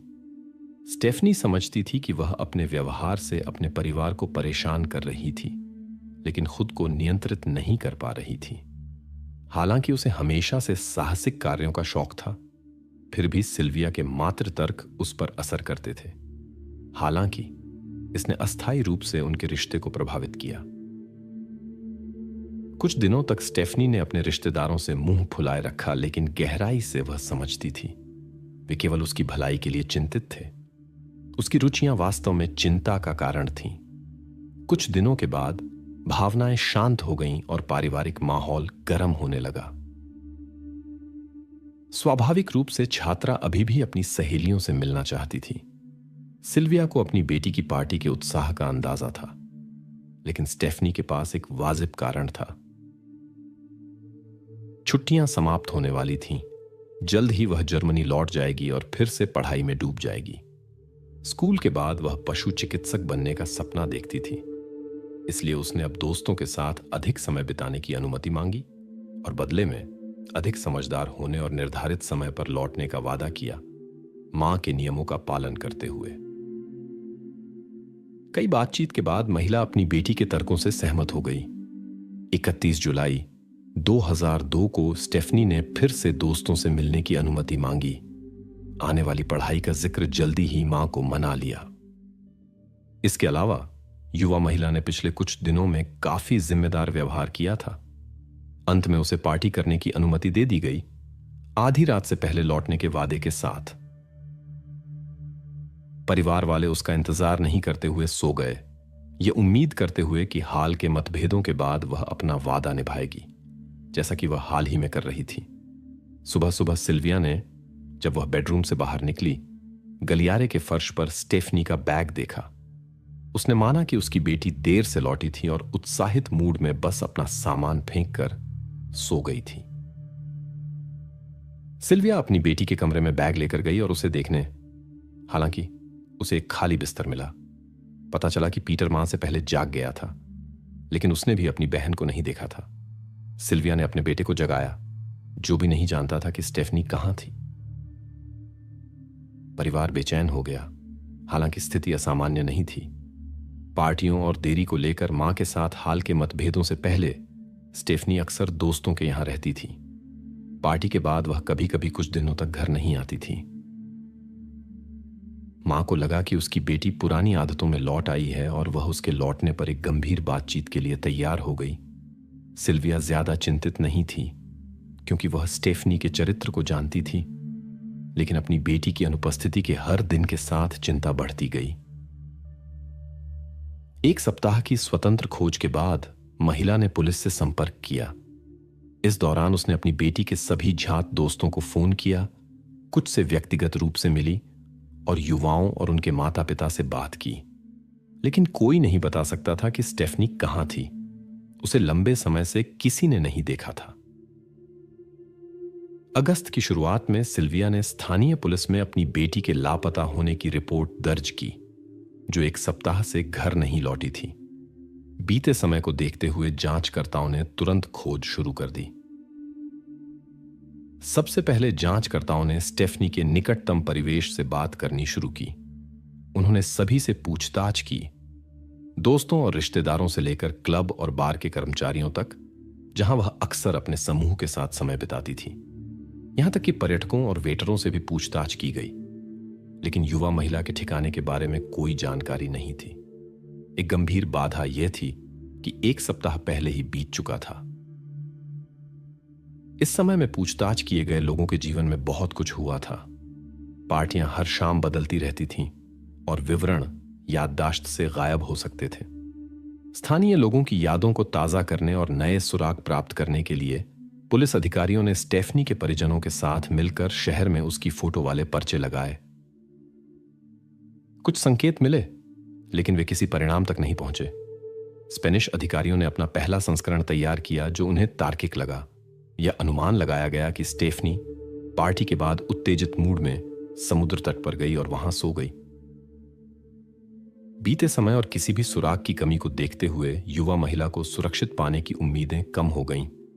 इस पूरे समय के दौरान उसने अपने परिवार से संपर्क करने की कोशिश नहीं की, न तो बैंक कार्ड का इस्तेमाल किया और न ही फोन या सोशल नेटवर्क का। अपहरण का संस्करण खारिज कर दिया गया। किसी ने फिरौती के लिए परिवार से संपर्क नहीं किया। जल पुलिस और वायुसेना को खोज में शामिल किया गया। हेलीकॉप्टर ने तट और जल क्षेत्र की जांच की। परिजनों ने स्टेफनी को फिर से देखने की उम्मीद नहीं खोई। यह विचार उभरा कि वह नए परिचितों के साथ समय बिता रही थी, हालांकि सभी समझते थे ऐसे खुशहाल परिणाम की संभावनाएं न्यूनतम थीं। स्थिति अपरिवर्तित रही जब तक कि युवा महिला की मां ने अपनी जांच शुरू नहीं की। दिशाओं का चयन सीमित था और महिला ने अपनी बेटी के कमरे की गहन जांच करने का फैसला किया। पुलिस ने पहले ही कमरे की तलाशी ली थी, लेकिन असफल रही। सिल्विया का मानना था कि वह अपनी बेटी को दूसरों से बेहतर जानती थी, और वह सही थी। डायरियों में मार्कस नाम के एक युवक के साथ मुलाकात का एक प्रविष्टि मिली। युवक डसलडोर्फ से था और स्टेफनी की तरह गर्मियां मायोर्का में बिता रहा था। पता चला कि वे प्लाया डे पाल्मा में एक बीच पार्टी में मिले थे। यह जानकारी लापता लड़की की कई सहेलियों द्वारा पुष्टि की गई। अपनी 15 वर्षीय बेटी के कमरे की आगे की तलाशी में सिल्विया को एक कैमरा मिला, जिसमें अप्रयुक्त फिल्म थी। इसमें गायब होने से ठीक पहले ली गई तस्वीरें थीं। महिला ने उन्हें विकसित करने का फैसला किया। 15 वर्षीय बेटी के कमरे की आगे की तलाशी में सिल्विया को एक कैमरा मिला, जिसमें अप्रयुक्त फिल्म थी। इसमें गायब होने से ठीक पहले ली गई तस्वीरें थीं। महिला ने उन्हें विकसित करने का फैसला किया। इस दौरान जांचकर्ताओं ने अपनी सक्रिय खोज जारी रखी। उन्हें 2 बहनें मिलीं जो उस रात स्टेफनी के साथ थीं। युवा महिलाओं ने बताया कि वे पूरी शाम बार से बार में घूमती रहीं। तीनों गर्मी के मौसम की शुरुआत से ही मायोर्का में अपना समय बिता रही थीं। सहेलियां गर्मी के दिन एक साथ बिताती थीं। वे समुद्र तट पर धूप सेंकती थीं और शाम को डिस्कोथेक और स्थानीय कैफे में जाती थीं। उस यादगार शाम को भी वे तीनों समुद्र तट पर थीं। फिर वे एल अरेनल बार में गईं, जहां बहनों के पिता काम करते थे। जांचकर्ताओं को आखिरकार जांच के लिए महत्वपूर्ण जानकारी मिली। पुनर्निर्मित कालक्रम के अनुसार युवा महिलाएं रात 9 बजे के करीब क्लब में आईं। पहले ही मिनट से स्टेफनी का ध्यान युवा डीजे पर केंद्रित था। स्टेफनी ने स्पष्ट रूप से संगीतकार में रुचि दिखाई और बीच बीच में उसके साथ पार्टी छोड़कर चली गई, लेकिन जल्द ही अपनी सहेलियों के पास लौट आई। आधी रात के करीब बहनें घर चली गईं, लेकिन स्टेफनी ने कार्यक्रम के अंत तक रहने का फैसला किया। वह डीजे से और संगीत सुनना चाहती थी। स्टेफनी के कैमरे की तस्वीरें महत्वपूर्ण सबूत बन गईं, जिसे सिल्विया ने कानून प्रवर्तन एजेंसियों को सौंप दिया। एक तस्वीर में युवा महिला एक युवक के साथ दिख रही थी। क्लब के कर्मचारियों ने उसकी पहचान स्थापित करने में मदद की।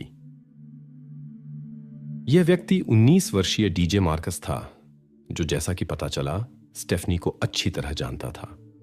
जांचकर्ता बातचीत के लिए उसके पास गए।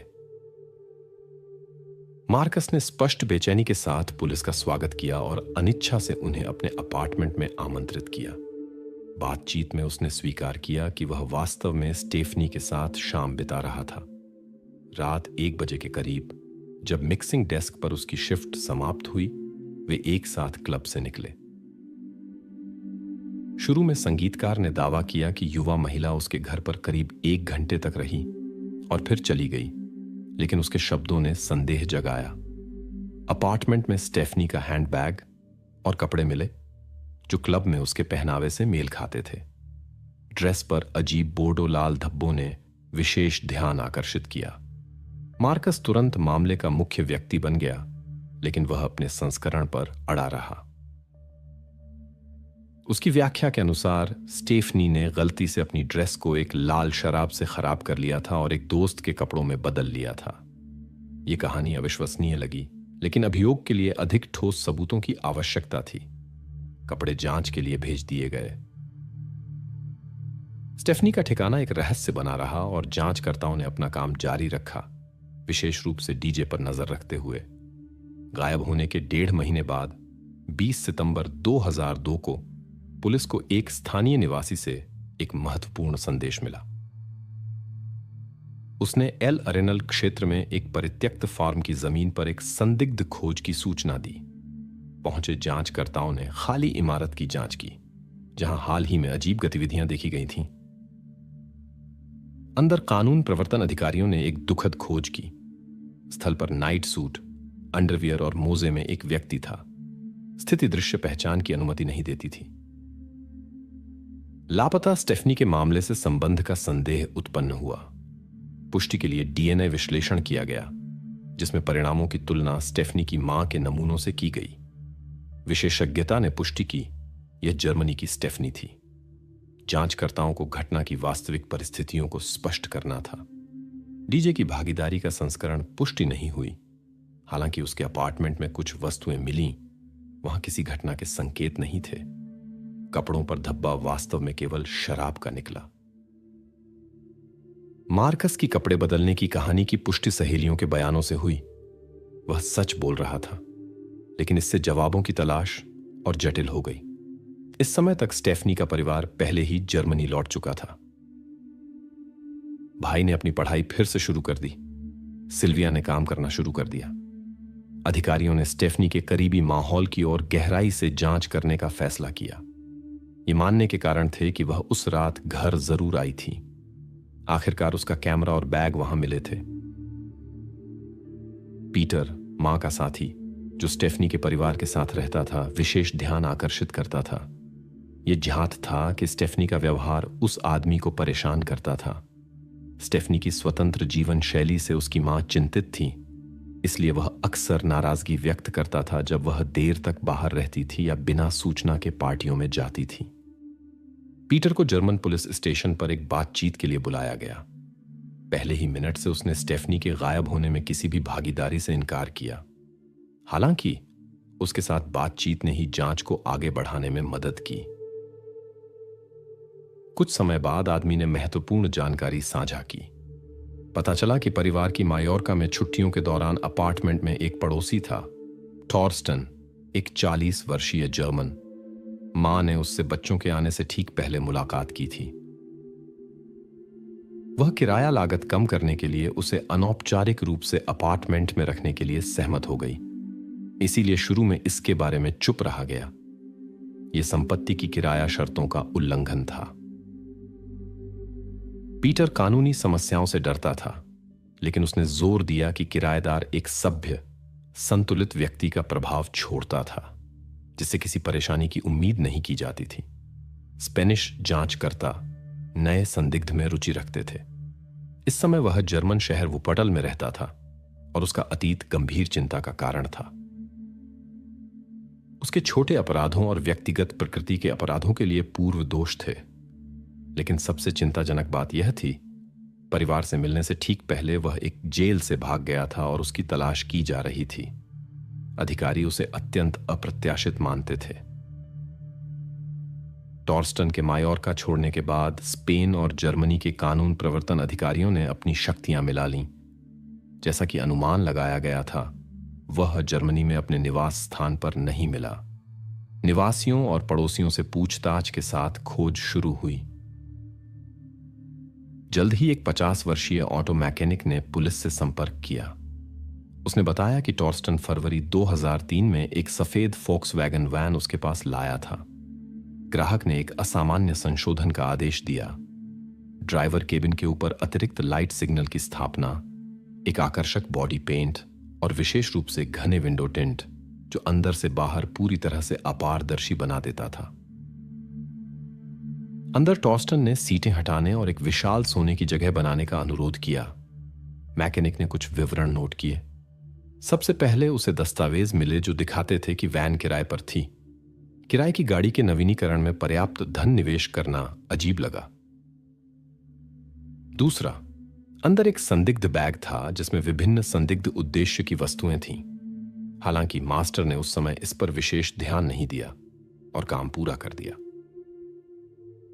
उसने टॉर्स्टन को तब तक फिर नहीं देखा जब तक उसने समाचारों में उसकी तस्वीर नहीं देखी। तब मैकेनिक ने उस काम के भयावह महत्व को समझा। वाहन के संशोधन और बैग की सामग्री ग्राहक के परेशान करने वाले इरादों की ओर इशारा करते थे।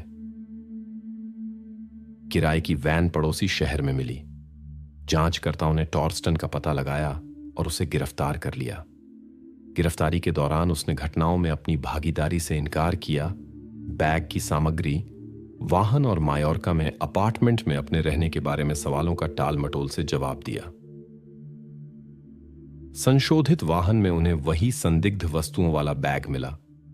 टॉर्स्टन उनके उद्देश्य की समझ नहीं दे सका। वहां उन्हें मैकेनिक द्वारा वर्णित वस्तुएं मिली। विभिन्न प्रतिबंध उपकरण, चिकित्सा तैयारियां, व्यक्तिगत वस्तुएं और फोटो सामग्री जो विभिन्न युवा महिलाओं से संबंधित थीं। वाहन में स्पेनिश लेबल वाले रासायनिक पदार्थ और एक उपकरण का नकली संस्करण भी मिला, जिसका इस्तेमाल संभवतः डराने के लिए किया जाता था। जांच के दौरान एक महत्वपूर्ण विवरण सामने आया। स्टेफनी के गायब होने से ठीक पहले टॉर्स्टन ने एक फार्मेसी से क्लोरोफॉर्म खरीदा था।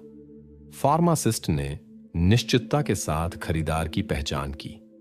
साथ ही पुलिस ने पाया कि घटना से जुड़ी वैन को चोरी के रूप में रिपोर्ट किया गया था। इसने टॉर्स्टन के खिलाफ संदेह को मजबूत किया। सभी आवश्यक जांचों के पूरा होने के बाद पता चला कि स्टेफनी के शरीर में क्लोरोफॉर्म के अंश पाए गए। अभियोजन पक्ष ने इसे निर्णायक सबूत माना, जो टॉर्स्टन को सीधे घटना से जोड़ता था। जांचकर्ताओं का अनुमान था कि उसने युवा महिला को घर छोड़ने के लिए प्रेरित करने के लिए एक नकली उपकरण का इस्तेमाल किया। इसके बाद उसने संभवतः क्लोरोफॉर्म का इस्तेमाल किया, एक शक्तिशाली बेहोश करने वाला पदार्थ जो अपराधी अक्सर बेहोश करने के लिए इस्तेमाल करते हैं। यह पदार्थ सांस लेने के बाद कुछ समय तक शरीर में रहता है। रिपोर्ट के अनुसार स्टेफनी क्लोरोफॉर्म की अधिक मात्रा से बेहोश हो गई। वाहन की तलाशी के दौरान संदिग्ध वस्तुओं वाले बैग के अलावा एक और हैंडबैग मिला जिसमें दस्तावेज और व्यक्तिगत सामान थे। जांचकर्ताओं ने मालिक को ढूंढ लिया। 18 वर्षीय एक युवा महिला जो भाग्यवश एक बुरी किस्मत से बच गई।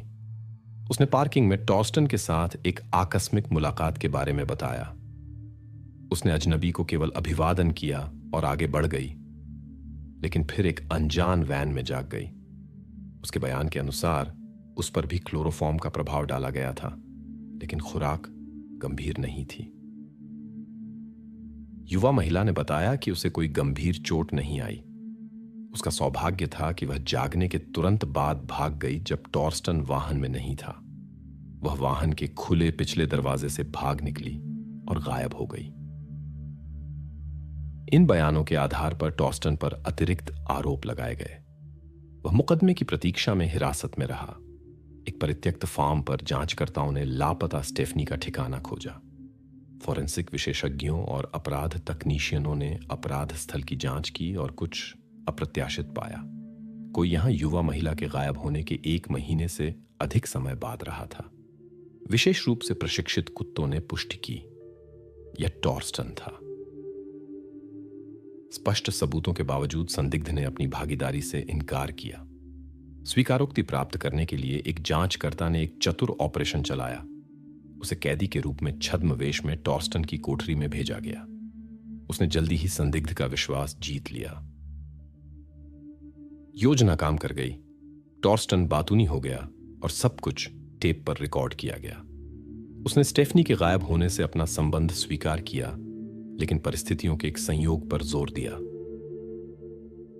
उसकी कहानी के अनुसार सब कुछ युवा महिला के पार्टी से लौटने के बाद हुआ। वह पड़ोसी को लंबे समय से देख रहा था और एक उपयुक्त क्षण की प्रतीक्षा कर रहा था। उस रात उसकी राय में एक उपयुक्त अवसर आया। स्टेफनी पार्टी के बाद अच्छे मूड में थी और उसके रिश्तेदार पहले ही सो चुके थे। स्थिति का फायदा उठाते हुए उसने कार्रवाई करने का फैसला किया, लेकिन जब टॉर्स्टन ने उस पर ध्यान देना शुरू किया तो उसने उसे खारिज कर दिया। एक संघर्ष हुआ। विवरण छोड़ते हुए उसने दावा किया कि स्टेफनी पहले आक्रामक हो गई। कथित तौर पर उसने उसे केवल धक्का दिया, अपनी ताकत का अंदाजा लगाए बिना। टॉर्स्टन के संस्करण के अनुसार गिरने के बाद वह बेहोश हो गई। दिलचस्प बात यह है कि उसने उसके शरीर में पाए गए क्लोरोफॉर्म के बारे में चुप्पी साधी। परिणामों से डरकर वह स्टेफनी को परित्यक्त फार्म पर ले गया। वह वहां कई सप्ताह रहा, पकड़े जाने के डर से। जब तक उसने जर्मनी भागने का फैसला नहीं किया। उसकी कहानी ने संदेह जगाया। चिकित्सकों को उसके द्वारा बताई गई कोई भी चोट नहीं मिली। आश्चर्यजनक था कि स्टेफनी के परिजनों को तुरंत संदेह नहीं हुआ जब पड़ोसी युवा महिला के साथ एक ही समय में गायब हो गया। अगस्त 2006 में घटना के 4 साल बाद अभियोजन पक्ष ने टॉर्स्टन के खिलाफ औपचारिक आरोप लगाए।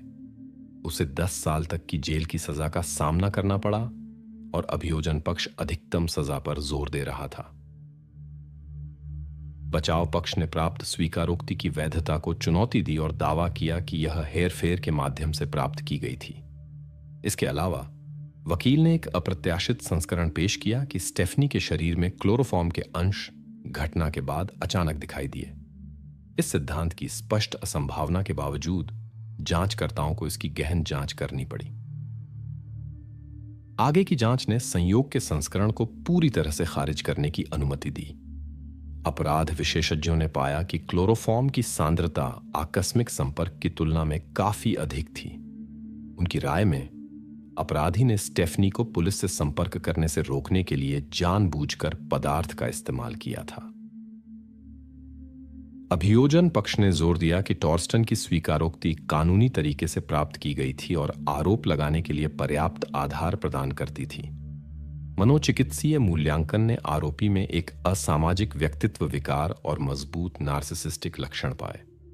बचाव पक्ष ने आरोपी के कठिन बचपन का हवाला देते हुए दया की मांग की। उसके माता पिता उसके जन्म के तुरंत बाद अलग हो गए। बचपन के वर्ष एक प्रतिकूल वातावरण में बीते, जहां आक्रामक सौतेले पिता बदलते रहते थे। अंत में मां ने भी उससे मुंह मोड़ लिया। इसके बाद पालक परिवारों की एक श्रृंखला, लगातार स्थानांतरण और स्कूल बदलना, यह सब उसे किसी के साथ स्थिर संबंध बनाने से रोकता था। टॉर्स्टन के न तो करीबी रिश्तेदार थे और न ही दोस्त। जैविक मां केवल कभी कभार उसके जीवन में दिखाई देती थी, फिर गायब हो जाती थी। वकील ने दावा किया कि ऐसे बचपन ने शुरुआती वर्षों से ही टॉर्स्टन के मनोविज्ञान को गंभीर रूप से प्रभावित किया। उसे कभी नहीं पता चला कि ईमानदार देखभाल और मातृ पितृ प्रेम का क्या मतलब है, जो अंततः एक असामाजिक व्यक्तित्व के विकास का कारण बना। नए समुदायों में वह हमेशा एक बाहरी व्यक्ति बना रहा। स्कूल में सहपाठियों के साथ लगातार समस्याएं थीं। उसका अक्सर मजाक उड़ाया जाता था, जो अनिवार्य रूप से संघर्षों की ओर ले जाता था। पहली सुनवाई के बाद अदालत ने 44 वर्षीय टॉर्स्टन के लिए 10 साल की जेल की सजा तय की, अधिकतम संभव सजा। हालांकि बचाव पक्ष फैसले से सहमत नहीं था और वकील को मामले की समीक्षा कराने में सफलता मिली। नए मुकदमे में न्यायाधीश ने आरोपी की गैर कानूनी तरीके से प्राप्त स्वीकारोक्ति को सबूतों से बाहर कर दिया। फिर भी अंतिम फैसला और भी कठोर था, 11 साल की जेल। जूरी ने उसे जानबूझकर की गए कार्यों का दोषी पाया, जिनके कारण युवा महिला के लिए दुखद परिणाम हुए। सबूत नष्ट करने के प्रयास के लिए एक अतिरिक्त वर्ष जोड़ा गया। अभियोजन पक्ष ने इस बात के ठोस सबूत पेश किए कि अपराधी ने युवा महिला की उसके अपने अपार्टमेंट में घात लगाई। वह घर आई और सोने की तैयारी करते समय अपना नाइट सूट भी पहन लिया। उसके बाद की घटनाओं ने अटल परिणाम दिए। इसके बाद अपराधी युवा महिला को एक नजदीकी फार्म पर ले गया, जहां वह पकड़े जाने के डर से 1 महीने से अधिक समय तक उसके पास रहा। पूरे समय वह सक्रिय रूप से खोज अभियानों में भाग लेता रहा, लगभग सभी खोज दलों में शामिल हुआ और लापता लड़की के परिवार की मदद की। स्पष्ट रूप से वह इस तरह खुद से संदेह हटाने की कोशिश कर रहा था। उसकी गिरफ्तारी तक युवा महिला के रिश्तेदारों को यह भी पता नहीं था कि उन्होंने एक ऐसे व्यक्ति को आश्रय दिया था जो दूसरे देश की जेल से भागा था। अतीत में उस पर कई अवैध कब्जों और एक अन्य युवा महिला के साथ एक घटना का आरोप लगाया गया था, जिसमें क्लोरोफॉर्म का उपयोग किया गया था। जेल में टॉर्स्टन ने आदर्श व्यवहार दिखाया, यहां तक कि जेल के पादरी की भी मदद की। पिछली घटना के लिए उसे परिवीक्षा की सजा मिली। 11 साल की जेल की सजा पूरी करने के बाद उसे रिहा कर दिया गया। स्टेफनी का परिवार कड़ी सजा की मांग कर रहा था और फैसले की नरमी से निराश था। यह राय स्पेनिश और जर्मन पुलिस अधिकारियों ने भी साझा की, जो संयुक्त जांच में शामिल थे। वे टॉर्स्टन को एक अत्यंत खतरनाक व्यक्ति मानते थे और उनकी राय में स्टेफनी के साथ की घटना और अन्य युवा महिलाओं के साथ के मामले केवल समय का सवाल थे।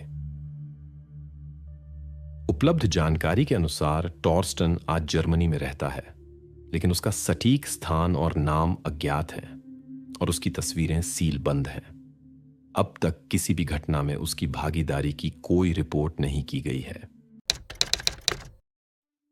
यह ज्ञात है कि कुछ दवाएं मानव शरीर पर उनके विशेष प्रभाव के कारण केवल डॉक्टर के पर्चे पर ही उपलब्ध हैं। हालांकि सवाल यह उठता है, क्या इस कहानी का मुख्य पात्र उनके प्रभाव में इतने विचारहीन कार्य कर सकता था, या यह केवल घटना की एक सुविधाजनक व्याख्या है? 27 अगस्त 2015 की सुबह सेंट ऑगस्टीन, फ्लोरिडा के उच्च वर्ग के मोराबेला क्षेत्र में एक घर के सामने सीसीटीवी कैमरों ने एक असामान्य दृश्य रिकॉर्ड किया। लोगों का एक समूह तीव्रता से बहस कर रहा था, जब तक कि वे अचानक विभिन्न दिशाओं में नहीं भाग गए। कुछ घंटे पहले 2 बच्चों की मां अमांडा कॉली अपनी सफेद एसयूवी में घर लौटी थी।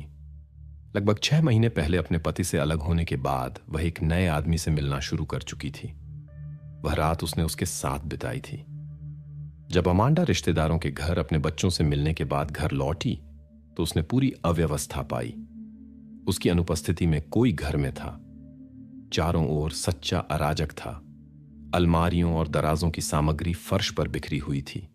कूड़ेदान उलटे पड़े थे। कई वस्तुएं टूटी हुई या क्षतिग्रस्त थीं। कांच के टुकड़े फर्श को ढके हुए थे। अमांडा डरी हुई थी, लेकिन उसे घटना के कारणों का अंदाजा था। उसके फोन पर कई मिस्ड कॉल और अनपढ़े संदेश जमा हो गए थे, जिन्हें उसने पहले नजरअंदाज कर दिया था। अब उसे कार्रवाई करनी थी। सुबह 5:30 पर उसने अपने नए बॉयफ्रेंड और कानून प्रवर्तन अधिकारियों से संपर्क किया। अपने घर में अनचाहे मेहमान के निशानों से भ्रमित होकर उसका परिचित लमार डुबर्ली तुरंत अपनी पिकअप में उसकी ओर निकल पड़ा। लगभग 1 घंटे बाद एक पुलिस कार उसी दिशा में गई। पहुंचने वाले अधिकारी को स्थिति की गंभीरता का आकलन करना था। शेरिफ कार्यालय ने एक अधिकारी को एक नियमित कॉल के लिए भेजा। कोई तत्काल मामला नहीं था। यह अमांडा से बात करने और भौतिक क्षति का दस्तावेजीकरण करने का मामला था। वह फिलहाल अपने पूर्व पति के खिलाफ शिकायत दर्ज करने की योजना नहीं बना रही थी और पहले अपने परिवार के वकील से परामर्श करना पसंद कर रही थी। निरीक्षण के बाद अधिकारी चला गया, क्योंकि कोई आधिकारिक शिकायत नहीं थी। यह सुबह 9 बजे के आसपास था।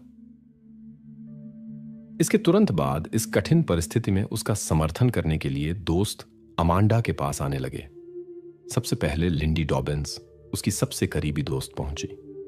3 बच्चों की 39 वर्षीय मां ने उसके साथ रहने के लिए विशेष रूप से काम से छुट्टी ली थी। लिंडी हमेशा अपनी असुविधाओं की परवाह किए बिना मदद करने के लिए तैयार रहती थी। कुछ देर बाद उनकी आम दोस्त रेचल हेंड्रिक्स भी आ गई। वह पहले ही अपने बच्चों को स्कूल छोड़ चुकी थी और सुबह के लिए कोई अन्य योजना न होने के कारण उसने अमांडा को नैतिक समर्थन देने के लिए दोस्तों के साथ जुड़ने का फैसला किया। घर में 3 दोस्त और लोमार घटना पर चर्चा करने और अगले कदमों पर विचार करने के लिए इकट्ठा हुए। उन्होंने घटना के परिणामों का निरीक्षण किया। अमांडा स्थिति से विचलित होकर अपने आंसू नहीं रोक पा रही थी।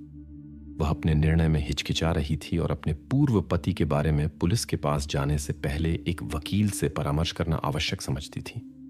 वह उसकी भागीदारी से आश्वस्त थी। जब पूर्व पति ने फिर से फोन किया, अमांडा ने जवाब देने का फैसला किया। उनकी बातचीत 14 मिनट तक चली। पूरा समूह लिविंग रूम में था जब अचानक तेज धमाके की आवाजें आईं और कांच टूट गया। कुछ मिनटों के बाद एक पुलिस अधिकारी ने लोमार को सड़क पर रोका, जो अपनी परिचित के घर से घबराकर भाग रहा था। उसके बयान के अनुसार जब परेशान करने वाली आवाजें शुरू हुईं, वह लिविंग रूम से होकर लॉन्ड्री रूम तक गया और फिर खुले गैरेज के दरवाजे से बच निकला। उसने अधिकारियों को अमांडा के घर में अचानक हुई घटना की जानकारी दी और अनुमान लगाया कि गोलियां भवन के बाहर से चलाई गई थीं। लोमार ने यह नहीं देखा कि गोलियां उपस्थित लोगों में से किसी को लगी हों। हालांकि वह पुलिस को सटीक जानकारी नहीं दे सका। वह आश्वस्त था कि हमलावर ने उस पर निशाना साधकर गोली चलाई थी, इसलिए उसने मान लिया कि महिलाएं अक्षत रही होंगी। लोमार के जाने के कुछ मिनट बाद महिलाएं भी आश्रय की तलाश करने की कोशिश करने लगीं। रेचल लिविंग रूम से होकर क्षतिग्रस्त मुख्य दरवाजे से बच निकली। जब उसने पड़ोसी डिकेंस का खुला घर देखा, वह अंदर दौड़ गई और एक अलमारी में छिप गई, जहां से उसने 911 इमरजेंसी नंबर डायल किया। डिस्पैचर से बात करते हुए रेचल ने बताया कि वह छिप सकी, लेकिन उसकी बांह में चोट लगी थी। उसने अपनी दोस्त के घर की घटना के बारे में चेतावनी दी और जानती थी कि इसके लिए कौन जिम्मेदार हो सकता है। खतरनाक स्थिति के प्रति जागरूक होते हुए उसने लोमार की चेतावनी के तुरंत बाद खुद को सुरक्षित कर लिया था। उसके आतंक में वह आपातकालीन सेवा से बात करते समय अभी भी गोलियों की आवाज सुन रही थी। रेचल अपनी दोस्तों के बारे में चिंतित थी जो अभी भी अमांडा के घर में थीं, और उसने पुलिस से जल्दी करने की विनती की। अगले कुछ मिनटों में पुलिस स्टेशन को 2 और आपातकालीन कॉल आईं। आपातकालीन सेवा को 2 कॉल आईं, एक अमांडा से, दूसरी उसकी दोस्त लिंडी से। महिलाएं डिस्पैचर को कुछ नहीं समझा पाईं। पुलिस तुरंत घटनास्थल पर पहुंची, जहां उन्होंने एक परेशान करने वाली स्थिति पाई। अमांडा कॉली को गंभीर चोटें आईं और उसने खुद को बचाने की कोशिश की, लेकिन सफल नहीं हुई। लिंडी को बाथरूम के पास गलियारे के अंत में पाया गया। जाहिर तौर पर उसने सुरक्षा की तलाश की, लेकिन सफल नहीं हुई। हमलावर ने उसे पकड़ लिया। कम चोटों के बावजूद मदद बहुत देर से आई। रेचल, जो गवाह के रूप में बची, ने बताया कि घटना से ठीक पहले उसने पिछवाड़े में एक हलचल देखी। घुमावदार बगीचे के रास्ते पर एक पुरुष आकृति दिखाई दी, जिसने तुरंत एक हथियार निकाला और कांच के दरवाजे से गोलियां चलाना शुरू कर दिया। पूरा समूह उसके पीछे था, लेकिन कांच में परावर्तन के कारण रेचल हमलावर के चेहरे को नहीं पहचान पाई। गोली के निशानों का विश्लेषण गवाह के बयान की पुष्टि करता है। पिछवाड़े के रास्ते पर 9 मिलीमीटर कैलिबर की अप्रयुक्त गोलियां मिली। कहानी को लमार के शब्दों से भी पुष्टि मिली, जो पुलिस के आने के तुरंत बाद अपनी परिचित के घर लौट आया। वह समझता था कि अधिकारियों ने स्थिति को नियंत्रण में कर लिया है, लेकिन वह अपने और रेचल के लिए खतरे से भी अवगत था। हमलावर किसी भी समय फिर से आ सकता था। लमार के अनुसार उसने पिछवाड़े की दिशा से गोलियों की आवाज सुनी। ये मानते हुए कि उस पर निशाना साधा जा रहा है, उसने तुरंत आश्रय की तलाश की और दूसरों को छिपने के लिए चिल्लाया। हालांकि वह अपराधी को नहीं पहचान सका। उसे एक व्यक्ति पर संदेह था, अमांडा का पूर्व पति, जिससे उसने घटना से ठीक पहले फोन पर बात की थी। रेचल ने बताया कि वे लमार की तरह तेजी से प्रतिक्रिया नहीं कर पाईं। वह और लिंडी पैंट्री में छिप गईं। वह सुन सकती थी कि अमांडा दरवाजे के दूसरी तरफ, संभवतः बाथरूम में, आश्रय की तलाश कर रही थी। एक क्षण बाद एक तेज धमाका सुनाई दिया। जाहिर तौर पर मुख्य दरवाजा जबरदस्ती खोला गया था। इस क्षण में घुसपैठिया घर में घुस गया। जब वह पैंट्री तक पहुंचा, उसने पाया कि दरवाजा अंदर से बंद था। अज्ञात व्यक्ति ने महिलाओं से अमांडा के बॉयफ्रेंड के बारे में पूछा। उन्होंने जवाब दिया कि वह वहां नहीं है, जबकि वे दरवाजा पकड़े रहीं। अचानक एक धमाका हुआ और रेचल ने अपनी बांह में तेज दर्द महसूस किया। उसकी पकड़ ढीली हो गई। एक और धमाका और लिंडी चिल्ला उठी। अमांडा भी घायल हो गई। उसकी आवाज बाथरूम की दिशा से आ रही थी। रेचल ने मौके का फायदा उठाया और घर से भाग गई। उसे लगा कि उसने अपने पीछे धमाकों की आवाज सुनी, लेकिन चमत्कारिक रूप से वह अक्षत बच गई। फिर नई आवाजें सुनाई दी, लेकिन वह अब और नहीं देख सकती थी कि क्या हो रहा था। बची हुई महिला के बयान के अनुसार उसने हमलावर की आवाज पहचान ली। वह अमांडा का पूर्व पति जेम्स कॉली था। कुछ देर बाद उसके पिता ने पुलिस से संपर्क किया और अपने बेटे की एक परेशान करने वाली कॉल के बारे में बताया, जिसमें उसने अपने कार्यों को स्वीकार किया। इस समय तक पुलिस पहले ही मौके पर पहुंच चुकी थी, लेकिन जेम्स भाग चुका था। उसकी तलाश के लिए पुलिस कुत्तों का इस्तेमाल किया गया, जिन्होंने एक निशान का पता लगाया और पड़ोसी सड़क तक पहुंचे। रास्ते में एक फेंका हुआ मोबाइल फोन मिला, जो संभवतः जेम्स का था। जिस वाहन में संदिग्ध भागा था, वह नहीं मिल सका। बीते समय में वह कहीं भी हो सकता था। क्षेत्र की तलाशी पुलिस कुत्तों के साथ साथ हवा से हेलीकॉप्टरों द्वारा भी की गई, लेकिन खोज असफल रही। कई घंटों की असफल खोज बीत गई। सौभाग्य से उसी शाम पुलिस ने जेम्स कॉली को रोक लिया, जो अपनी बहन की कार में यात्रा कर रहा था। उसके मार्ग से अनुमान लगाया गया कि वह राज्य की सीमा पार करने का इरादा रखता था। कार की तलाशी में एक पूरा शस्त्रागार मिला, एक राइफल और 2 पिस्तौल, 9 मिलीमीटर और 45 कैलिबर। हथियार यात्री सीट पर बड़ी मात्रा में गोला बारूद के साथ थे। बाद में विशेषज्ञों ने पुष्टि की कि यह गोला बारूद घटनास्थल पर पाए गए के साथ मेल खाता था। कार में कांच के टुकड़े भी मिले, जो घर में टूटे कांच से मेल खाते थे। अगस्त 2015 में जेम्स और अमांडा, 2 छोटे बच्चों के माता पिता की 8 साल की वैवाहिक कहानी समाप्त हो गई। वसंत में उनके रिश्ते में गंभीर दरारें आ गईं और जोड़े ने अलग रहने का फैसला किया। जेम्स अपनी बहन के पास एक शहर में चला गया, जो परिवार के घर से 20 किलोमीटर दूर था, जहां अमांडा बच्चों के साथ रही।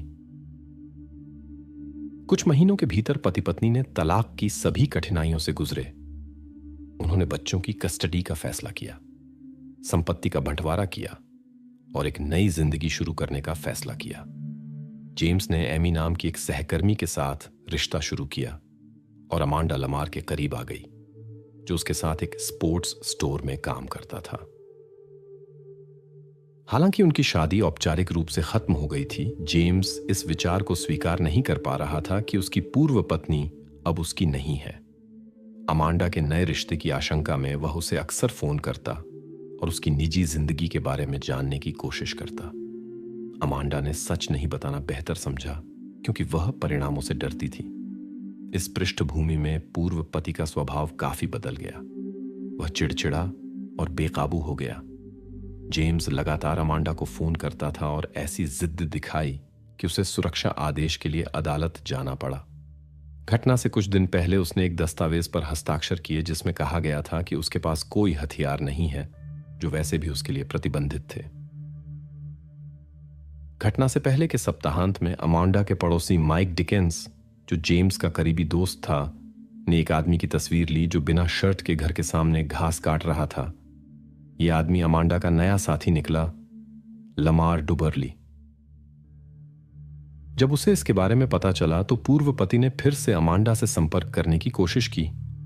उसने उस पर गालियां बरसाईं और नए रिश्ते के बारे में जानने की जिद की। महिला ने सच छिपाने की कोशिश की और तस्वीर में दिख रहे व्यक्ति को एक साधारण माली बताया। लेकिन माइक ने देखा कि इस माली के साथ रिश्ता एक साधारण कर्मचारी के लिए असामान्य लग रहा था, खासकर काम के दौरान उसकी दिखावट को देखते हुए। स्पष्ट था कि अपनी पूर्व पत्नी के नए रिश्ते के ये सबूत जेम्स के लिए काफी थे। 27 अगस्त की सुबह उसने एक बिना सोचा समझा फैसला किया। पड़ोसी घरों के सीसीटीवी कैमरे उस पल को कैद नहीं कर पाए जब जेम्स कॉली अपनी पूर्व पत्नी के घर में घुसा। घटनाओं का यह मोड़ आश्चर्यजनक नहीं था। यह आदमी लंबे समय से इस क्षेत्र में रहा था और वीडियो निगरानी के सभी छिपे स्थानों और अंधे कोनों को अच्छी तरह जानता था। विशेष रूप से वह पिछवाड़े से बिना देखे आ जा सकता था, जो उसने किया भी। जब वह रात 3 बजे के करीब भवन में घुसा तो अनचाहे मेहमान को एक खाली घर मिला। गुस्से में उसने तबाही मचाई। उसने चीजें इधर उधर फेंकी, रसोई में कूड़ेदान उलट दिए, टीवी और कई महंगे घरेलू उपकरणों को नुकसान पहुंचाया। शायद वह इस तरह हर संभव चीज को नष्ट करके अपनी पूर्व पत्नी से बदला लेने की कोशिश कर रहा था। इस अराजकता के दौरान जेम्स ऐसे सबूतों की तलाश कर रहा था जो अमांडा के नए रिश्तों की ओर इशारा करते हों। आखिरकार उसे कुछ ऐसा मिला जो उसकी शंकाओं की पुष्टि करता था, जिससे वह और भी ज्यादा क्रोधित हो गया। सुबह 4 बजे वह अपने परिचित माइक के पास गया, जो पास में रहता था। जेम्स ने जोर से दरवाजा पीटा, गालियां बकीं और फिर अमांडा के बारे में चिल्ला चिल्ला कर गुस्से में बात की। उसने घर से मिली चीजें दिखाईं, जो उसने पहले कभी अपनी पूर्व पत्नी के यहां नहीं देखी थीं। वह इन वस्तुओं को अपने साथ ले गया। बाद में ये उसकी बहन के घर में मिली, जहां से जेम्स ने शायद हथियार लिया था। माइक को याद आया कि जेम्स को महीने की शुरुआत में एक अदालती आदेश मिला था कि वह घर और अपनी पूर्व पत्नी के पास न जाए। फिर भी उसने पहले ही इसका उल्लंघन कर दिया था और अब अव्यवस्था फैलाकर और दूसरों की चीजें लेकर स्थिति को और बिगाड़ रहा था। इसके लिए उसे गंभीर परिणाम भुगतने पड़ सकते थे, इसलिए उसके दोस्त ने उसे शांत करने की कोशिश की। उसने उसे बियर पीने को दी और सलाह दी कि वह घर जाकर आराम करे, बिना कोई और बिना सोचे समझे कदम उठाए। जेम्स ने सलाह को नजरअंदाज किया और आदेश के पहले उल्लंघन से निपटने के लिए अदालत की ओर चल दिया। रास्ते में उसने अपने पिता को फोन किया और अपनी पूर्व पत्नी के घर में अपने व्यवहार के बारे में बताया। पिता ने उसे डांटा और रुकने की विनती की। इसके बाद जेम्स गायब हो गया और इस दौरान उसकी गतिविधियां अज्ञात रहीं। जब उसे बाद में सड़क पर गिरफ्तार किया गया तो उस पर कई गंभीर आरोप लगे। 2 मामलों में गैरकानूनी कार्य, 2 इसी तरह के प्रयास, घर में अवैध प्रवेश और अदालती आदेश के उल्लंघन के कारण गंभीर परिस्थितियों में पीछा करने का अपराध। जेम्स ने अपनी भागीदारी से इनकार किया और याददाश्त खोने का बहाना बनाया। उसे सुनवाई शुरू होने तक जिला जेल में रखा गया। अब अभियोजन पक्ष को यह साबित करना था कि जेम्स वास्तव में अपनी पूर्व पत्नी, उसकी सहेलियों और लमार पर हमले के लिए जिम्मेदार था। हालांकि घटना की कोई सीधी वीडियो रिकॉर्डिंग नहीं थी, घटना के कई गवाह थे। जांचकर्ताओं ने घटना के दिन जेम्स की गतिविधियों को बारीकी से पुनर्निर्मित किया। करीब 4:45 पर उसने अपने दोस्त माइक से विदा ली और अदालत भवन गया। जहां वह 6 बजे से कुछ पहले तक रहा। इसके बाद वह शहर गया जो उसके पूर्व पारिवारिक घर से 15 मिनट की दूरी पर था, जहां वह अपनी बहन और पिता के साथ रहता था। जांचकर्ताओं के अनुसार जेम्स के पास अमांडा के पास वापस जाने के लिए पर्याप्त समय था। यह माना गया कि वह पहले घर गया, जहां से उसने कुछ चीजें लीं और फिर अपनी पूर्व पत्नी की ओर चल पड़ा। इस अवधि के लिए जेम्स अपने ठिकाने का कोई प्रमाण नहीं दे सका। जांच से पता चला कि लमार की बिना शर्ट की एक तस्वीर जो उसके दोस्त ने ली थी, घटना का कारण थी। संदिग्ध के फोन और कंप्यूटर की जांच में रोचक विवरण सामने आए। अपने दोस्त से अलग होने के तुरंत बाद सुबह 5 बजे के आसपास उसने अमांडा को संदेश भेजने और उससे संपर्क करने की कोशिश शुरू कर दी। घटना से 1 मिनट पहले उसने अपनी पूर्व पत्नी को 22 बार फोन करने की कोशिश की। इस समय तक अमांडा कॉल को नजरअंदाज कर रही थी, लेकिन जब उसने अपने अपार्टमेंट की हालत देखी तो उसने जवाब देने का फैसला किया। उसने जेम्स पर घर में घुसने और तबाही मचाने का आरोप लगाया और उससे उसे अकेला छोड़ने की गुहार लगाई। इन घटनाओं की मुख्य भागीदार ने हर संभव तरीके से अपने पूर्व पति से संपर्क तोड़ने की कोशिश की। उसने यहां तक कहा कि अगर वह उसकी जिंदगी से चला जाए तो वह घटना को लेकर कोई हंगामा नहीं करेगी। लेकिन जेम्स कॉली के वकील हार मानने को तैयार नहीं थे। उन्होंने एक बचाव तैयार किया जो पूर्व निर्धारित योजना की कमी पर आधारित था। घटना से 2 दिन पहले डॉक्टरों ने जेम्स को चिंता और अवसाद के लिए दवाओं का एक जटिल संयोजन लिखा था। ये मजबूत दवाएं थीं जो अलग अलग ली जाने पर उसे सामान्य स्थिति में वापस लाने में मदद करनी थीं। जब वह 26 अगस्त की शाम को घर आया तो उसने सोने के लिए एक और शांतिदायक दवा ली। जेम्स वास्तव में सो गया, लेकिन कुछ घंटों बाद ही जाग गया। बचाव पक्ष का मानना था कि दवाओं और शराब के मिश्रण ने एक ऐसी स्थिति पैदा की जिसे वह नियंत्रित नहीं कर सकता था। हालांकि अभियोजन पक्ष का एक अलग दृष्टिकोण था। सुबह की घटनाओं तक पर्याप्त समय बीत चुका था कि दवाओं का प्रभाव कम हो गया था और जेम्स अपनी कार्रवाइयों को पूरी तरह समझ सकता था। यह इस बात से पुष्टि हुई कि वह सुबह अदालत में उपस्थित हुआ और पूरी तरह से सचेत व्यवहार कर रहा था, बिना किसी को अपने व्यवहार से संदेह जगाए। जेम्स को औपचारिकताएं पूरी करनी थीं और तलाक के कागजात पर हस्ताक्षर करने थे। अदालत भवन में वह शांत रहा, लेकिन जैसे ही वह बाहर निकला उसने फिर से अमांडा को कॉल और संदेशों से परेशान करना शुरू कर दिया। अपनी पूर्व पत्नी के घर जाने से पहले उसने अपनी कार में पूरा ईंधन भरवाया। अभियोजन पक्ष का मानना था कि यह जानबूझकर किया गया, राज्य से जल्दी भागने के लिए। उनके अनुसार उसने बाद में समय न गंवाने के लिए सब कुछ पहले से योजनाबद्ध कर लिया था। पहले वह घर गया और सारी जरूरी चीजें इकट्ठा की। उसके घर की तलाशी में एक राइफल, 2 पिस्तौल और विभिन्न कैलिबर की कई गोलियां मिलीं। सामान बिखरा हुआ था और जल्दबाजी में पैक किए जाने का आभास देता था। अधिकारियों को वे दवाएं भी मिलीं जिनके बारे में बचाव पक्ष ने बात की थी। वकीलों ने अच्छी तैयारी की थी और फार्माकोलॉजी और मनोचिकित्सा के क्षेत्रों से स्वतंत्र विशेषज्ञों को आमंत्रित किया था।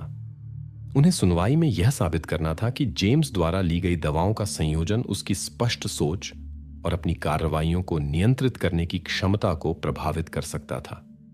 बचाव पक्ष का दावा था कि यह घटना को पहले से योजनाबद्ध करने की संभावना को खारिज करता है। उनके अनुसार सब कुछ अचानक हुआ, एक ऐसे क्षण में जब जेम्स खुद को नियंत्रित नहीं कर सकता था। पुलिस पूछताछ में माइक ने उस सुबह अपने दोस्त के असामान्य व्यवहार के बारे में विस्तार से बताया। उसकी स्थिति अजीब और अस्थिर लग रही थी।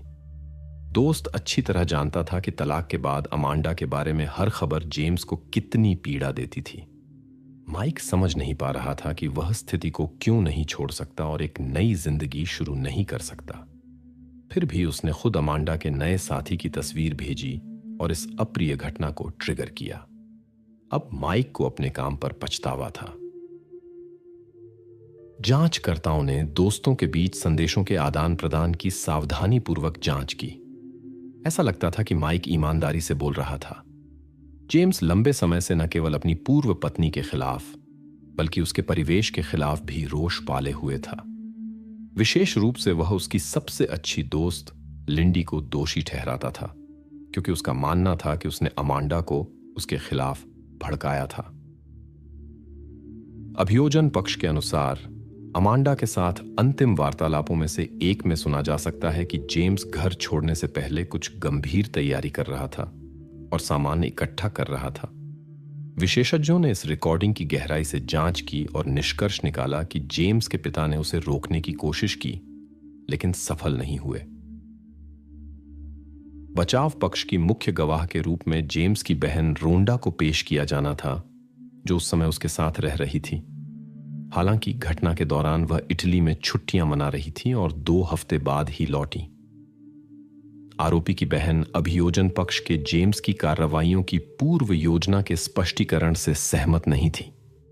उसने दावा किया कि हथियार लंबे समय से संयोग से कार में था, उसने खुद इसे वहां रखा था। बचाव पक्ष के अनुसार यह साबित करता था कि घटना पहले से योजनाबद्ध नहीं थी। हालांकि अभियोजन पक्ष को संदेह था कि रोंडा बस अपने भाई की मदद करने की कोशिश कर रही थी, जिससे वह हमेशा करीब थी। सरकारी वकीलों ने बहन के बयानों में विसंगतियों की ओर इशारा किया। वह हथियार की तकनीकी विशेषताओं में विरोधाभासों में उलझ गई और जो कुछ उसने कथित तौर पर खुद कार में ले जाया था, उसका सटीक वर्णन नहीं कर सकी। इसे जूरी को उसके शब्दों पर संदेह हुआ। घटना के लिए जेम्स को कठोरतम सजा का सामना करना पड़ सकता था। हालांकि इस परिणाम पर संदेह था। जिले में ऐसी सजाएं 7 साल से अधिक समय से नहीं दी गई थीं, लेकिन इस संभावना को खारिज नहीं किया जा सकता था। बचाव पक्ष ने जेम्स की निर्दोषिता साबित करने की कोशिश नहीं की। उनका मुख्य काम एक हल्की सजा प्राप्त करना था। अधिकतम सजा से बचने का एकमात्र सुरक्षित तरीका था आरोप को कम गंभीर अपराध में बदलना। इस स्थिति में जेम्स को जल्दी रिहाई की संभावना के बिना आजीवन कारावास की सजा मिल सकती थी। वकीलों ने दावा किया कि जेम्स की कोई पूर्व नियोजित बुरी मंशा नहीं थी। उनका अनुमान था कि अमांडा के घर में कोई विवाद हुआ जिसने उसकी कार्रवाइयों को उकसाया। हालांकि रेचल और लमार, जो घटना के समय मौजूद थे, इसके विपरीत पर जोर देते रहे। उनके बयानों के अनुसार सब कुछ अचानक हुआ, बिना किसी झगड़े या उकसावे के। अभियोजकों ने सबूत पेश किए कि जेम्स का घर जाना कोई संयोग नहीं था। वह जानबूझकर कुछ सामान लेने लौटा, जो उसकी कार्रवाइयों की पूर्व योजना को दर्शाता था। निर्णायक सबूत जेम्स और अमांडा के बीच एक फोन वार्ता की रिकॉर्डिंग थी, जो घटना से ठीक पहले हुई थी। यह वार्ता अदालत में चलाई गई। 14 मिनट तक अमांडा अपने पूर्व पति से बातचीत समाप्त करने की कोशिश करती रही। वह रोई, अदालती आदेश का जिक्र किया और धमकी दी कि अगर उसने उसे अकेला नहीं छोड़ा तो वह पुलिस को बुलाएगी। स्पष्ट था कि महिला लंबे समय से अपने पूर्व पति के दबाव में थी, लेकिन यह उसे नहीं रोक सका। सभी तर्कों की प्रस्तुति के बाद जूरी विचार विमर्श के लिए चली गई। 2 घंटे बाद उन्होंने सर्वसम्मति से अपना फैसला सुनाया। जेम्स को सभी 7 आरोपों में दोषी पाया गया, जिसमें घर में अवैध प्रवेश भी शामिल था। जांच अभी भी पूरी नहीं हुई थी। 2 सप्ताह बाद जूरी फिर से उसी संरचना में जेम्स कॉली के मामले में फैसला लेने के लिए एकत्र हुई। उसके बचाव पक्ष ने उम्मीद नहीं छोड़ी और अपना पक्ष रखना जारी रखा। उन्होंने घटना की अप्रत्याशित परिस्थितियों के संस्करण की पुष्टि के लिए नए गवाहों को बुलाया। विशेषज्ञों के रूप में एक न्यायिक मनोचिकित्सक और एक फार्माकोलॉजिस्ट पेश हुए। उन्हें साबित करना था कि ली गई दवाओं का संयोजन गंभीर दुष्प्रभाव पैदा कर सकता था, जिसमें स्मृति लोप भी शामिल था। विशेषज्ञों का दावा था कि आरोपी पैरासोमनिया की स्थिति में था, जिससे वह अपनी कार्रवाइयों को समझ नहीं सकता था और उन्हें याद नहीं कर सकता था। मनोचिकित्सक के अनुसार इस स्थिति में लोग चल सकते हैं, कार चला सकते हैं और बाहरी रूप से समझदार कार्य भी कर सकते हैं। हालांकि वास्तव में वे अचेतन रूप से कार्य कर रहे होते हैं। उनकी गतिविधियां असमन्वित हो सकती हैं, लेकिन एक चिकित्सा अनभिज्ञ व्यक्ति शायद कुछ असामान्य नहीं देख पाएगा। हालांकि अभियोजन पक्ष ने उस सुबह जेम्स द्वारा विजिट की गई अदालत के रिकॉर्ड पेश करके इन तर्कों का खंडन किया। अपनी पूर्व पत्नी के साथ दुर्भाग्यपूर्ण घटना से पहले उसका कई लोगों से संपर्क हुआ था, जो उसके व्यवहार में कुछ असामान्य देख सकते थे। हालांकि वह आत्मविश्वास से और स्वाभाविक रूप से व्यवहार कर रहा था, बिना नींद या भ्रम के किसी लक्षण के जो आमतौर पर पैरासोमनिया वाले लोगों में दिखाई देते हैं। अभियोजन पक्ष एक बार फिर आरोपी का दोष साबित करने में सफल रहा, जिसकी कार्रवाइयों ने 5 बच्चों को मातृ देखभाल से वंचित कर दिया, 2 अमांडा के और 3 लिंडी के। जूरी ने सर्वसम्मति से कठोरतम सजा का फैसला सुनाया। सुनवाई के तीसरे चरण में अदालत ने बचाव पक्ष को सजा में कमी के लिए ठोस तर्क पेश करने का अंतिम मौका दिया। इस दौरान जेम्स पहली बार व्यक्तिगत रूप से पेश हुआ। उसने घटना को भयानक दुर्घटना कहा, लेकिन उसके शब्द विश्वसनीय नहीं लगे। वकील भी कोई महत्वपूर्ण तर्क नहीं दे पाए, इसलिए मूल निर्णय बरकरार रहा। आंकड़े बताते हैं कि मृत्युदंड पाने वाले आमतौर पर सजा के क्रियान्वयन से पहले 10 साल से अधिक जेल में बिताते हैं। यह बचाव पक्ष द्वारा मामले को फिर से खोलने के निरंतर प्रयासों के कारण होता है। जेम्स के वकीलों ने पहले ही कई अपील दायर कर दी हैं, अब तक असफल रहे हैं, लेकिन अभी भी सकारात्मक परिणाम की उम्मीद कर रहे हैं।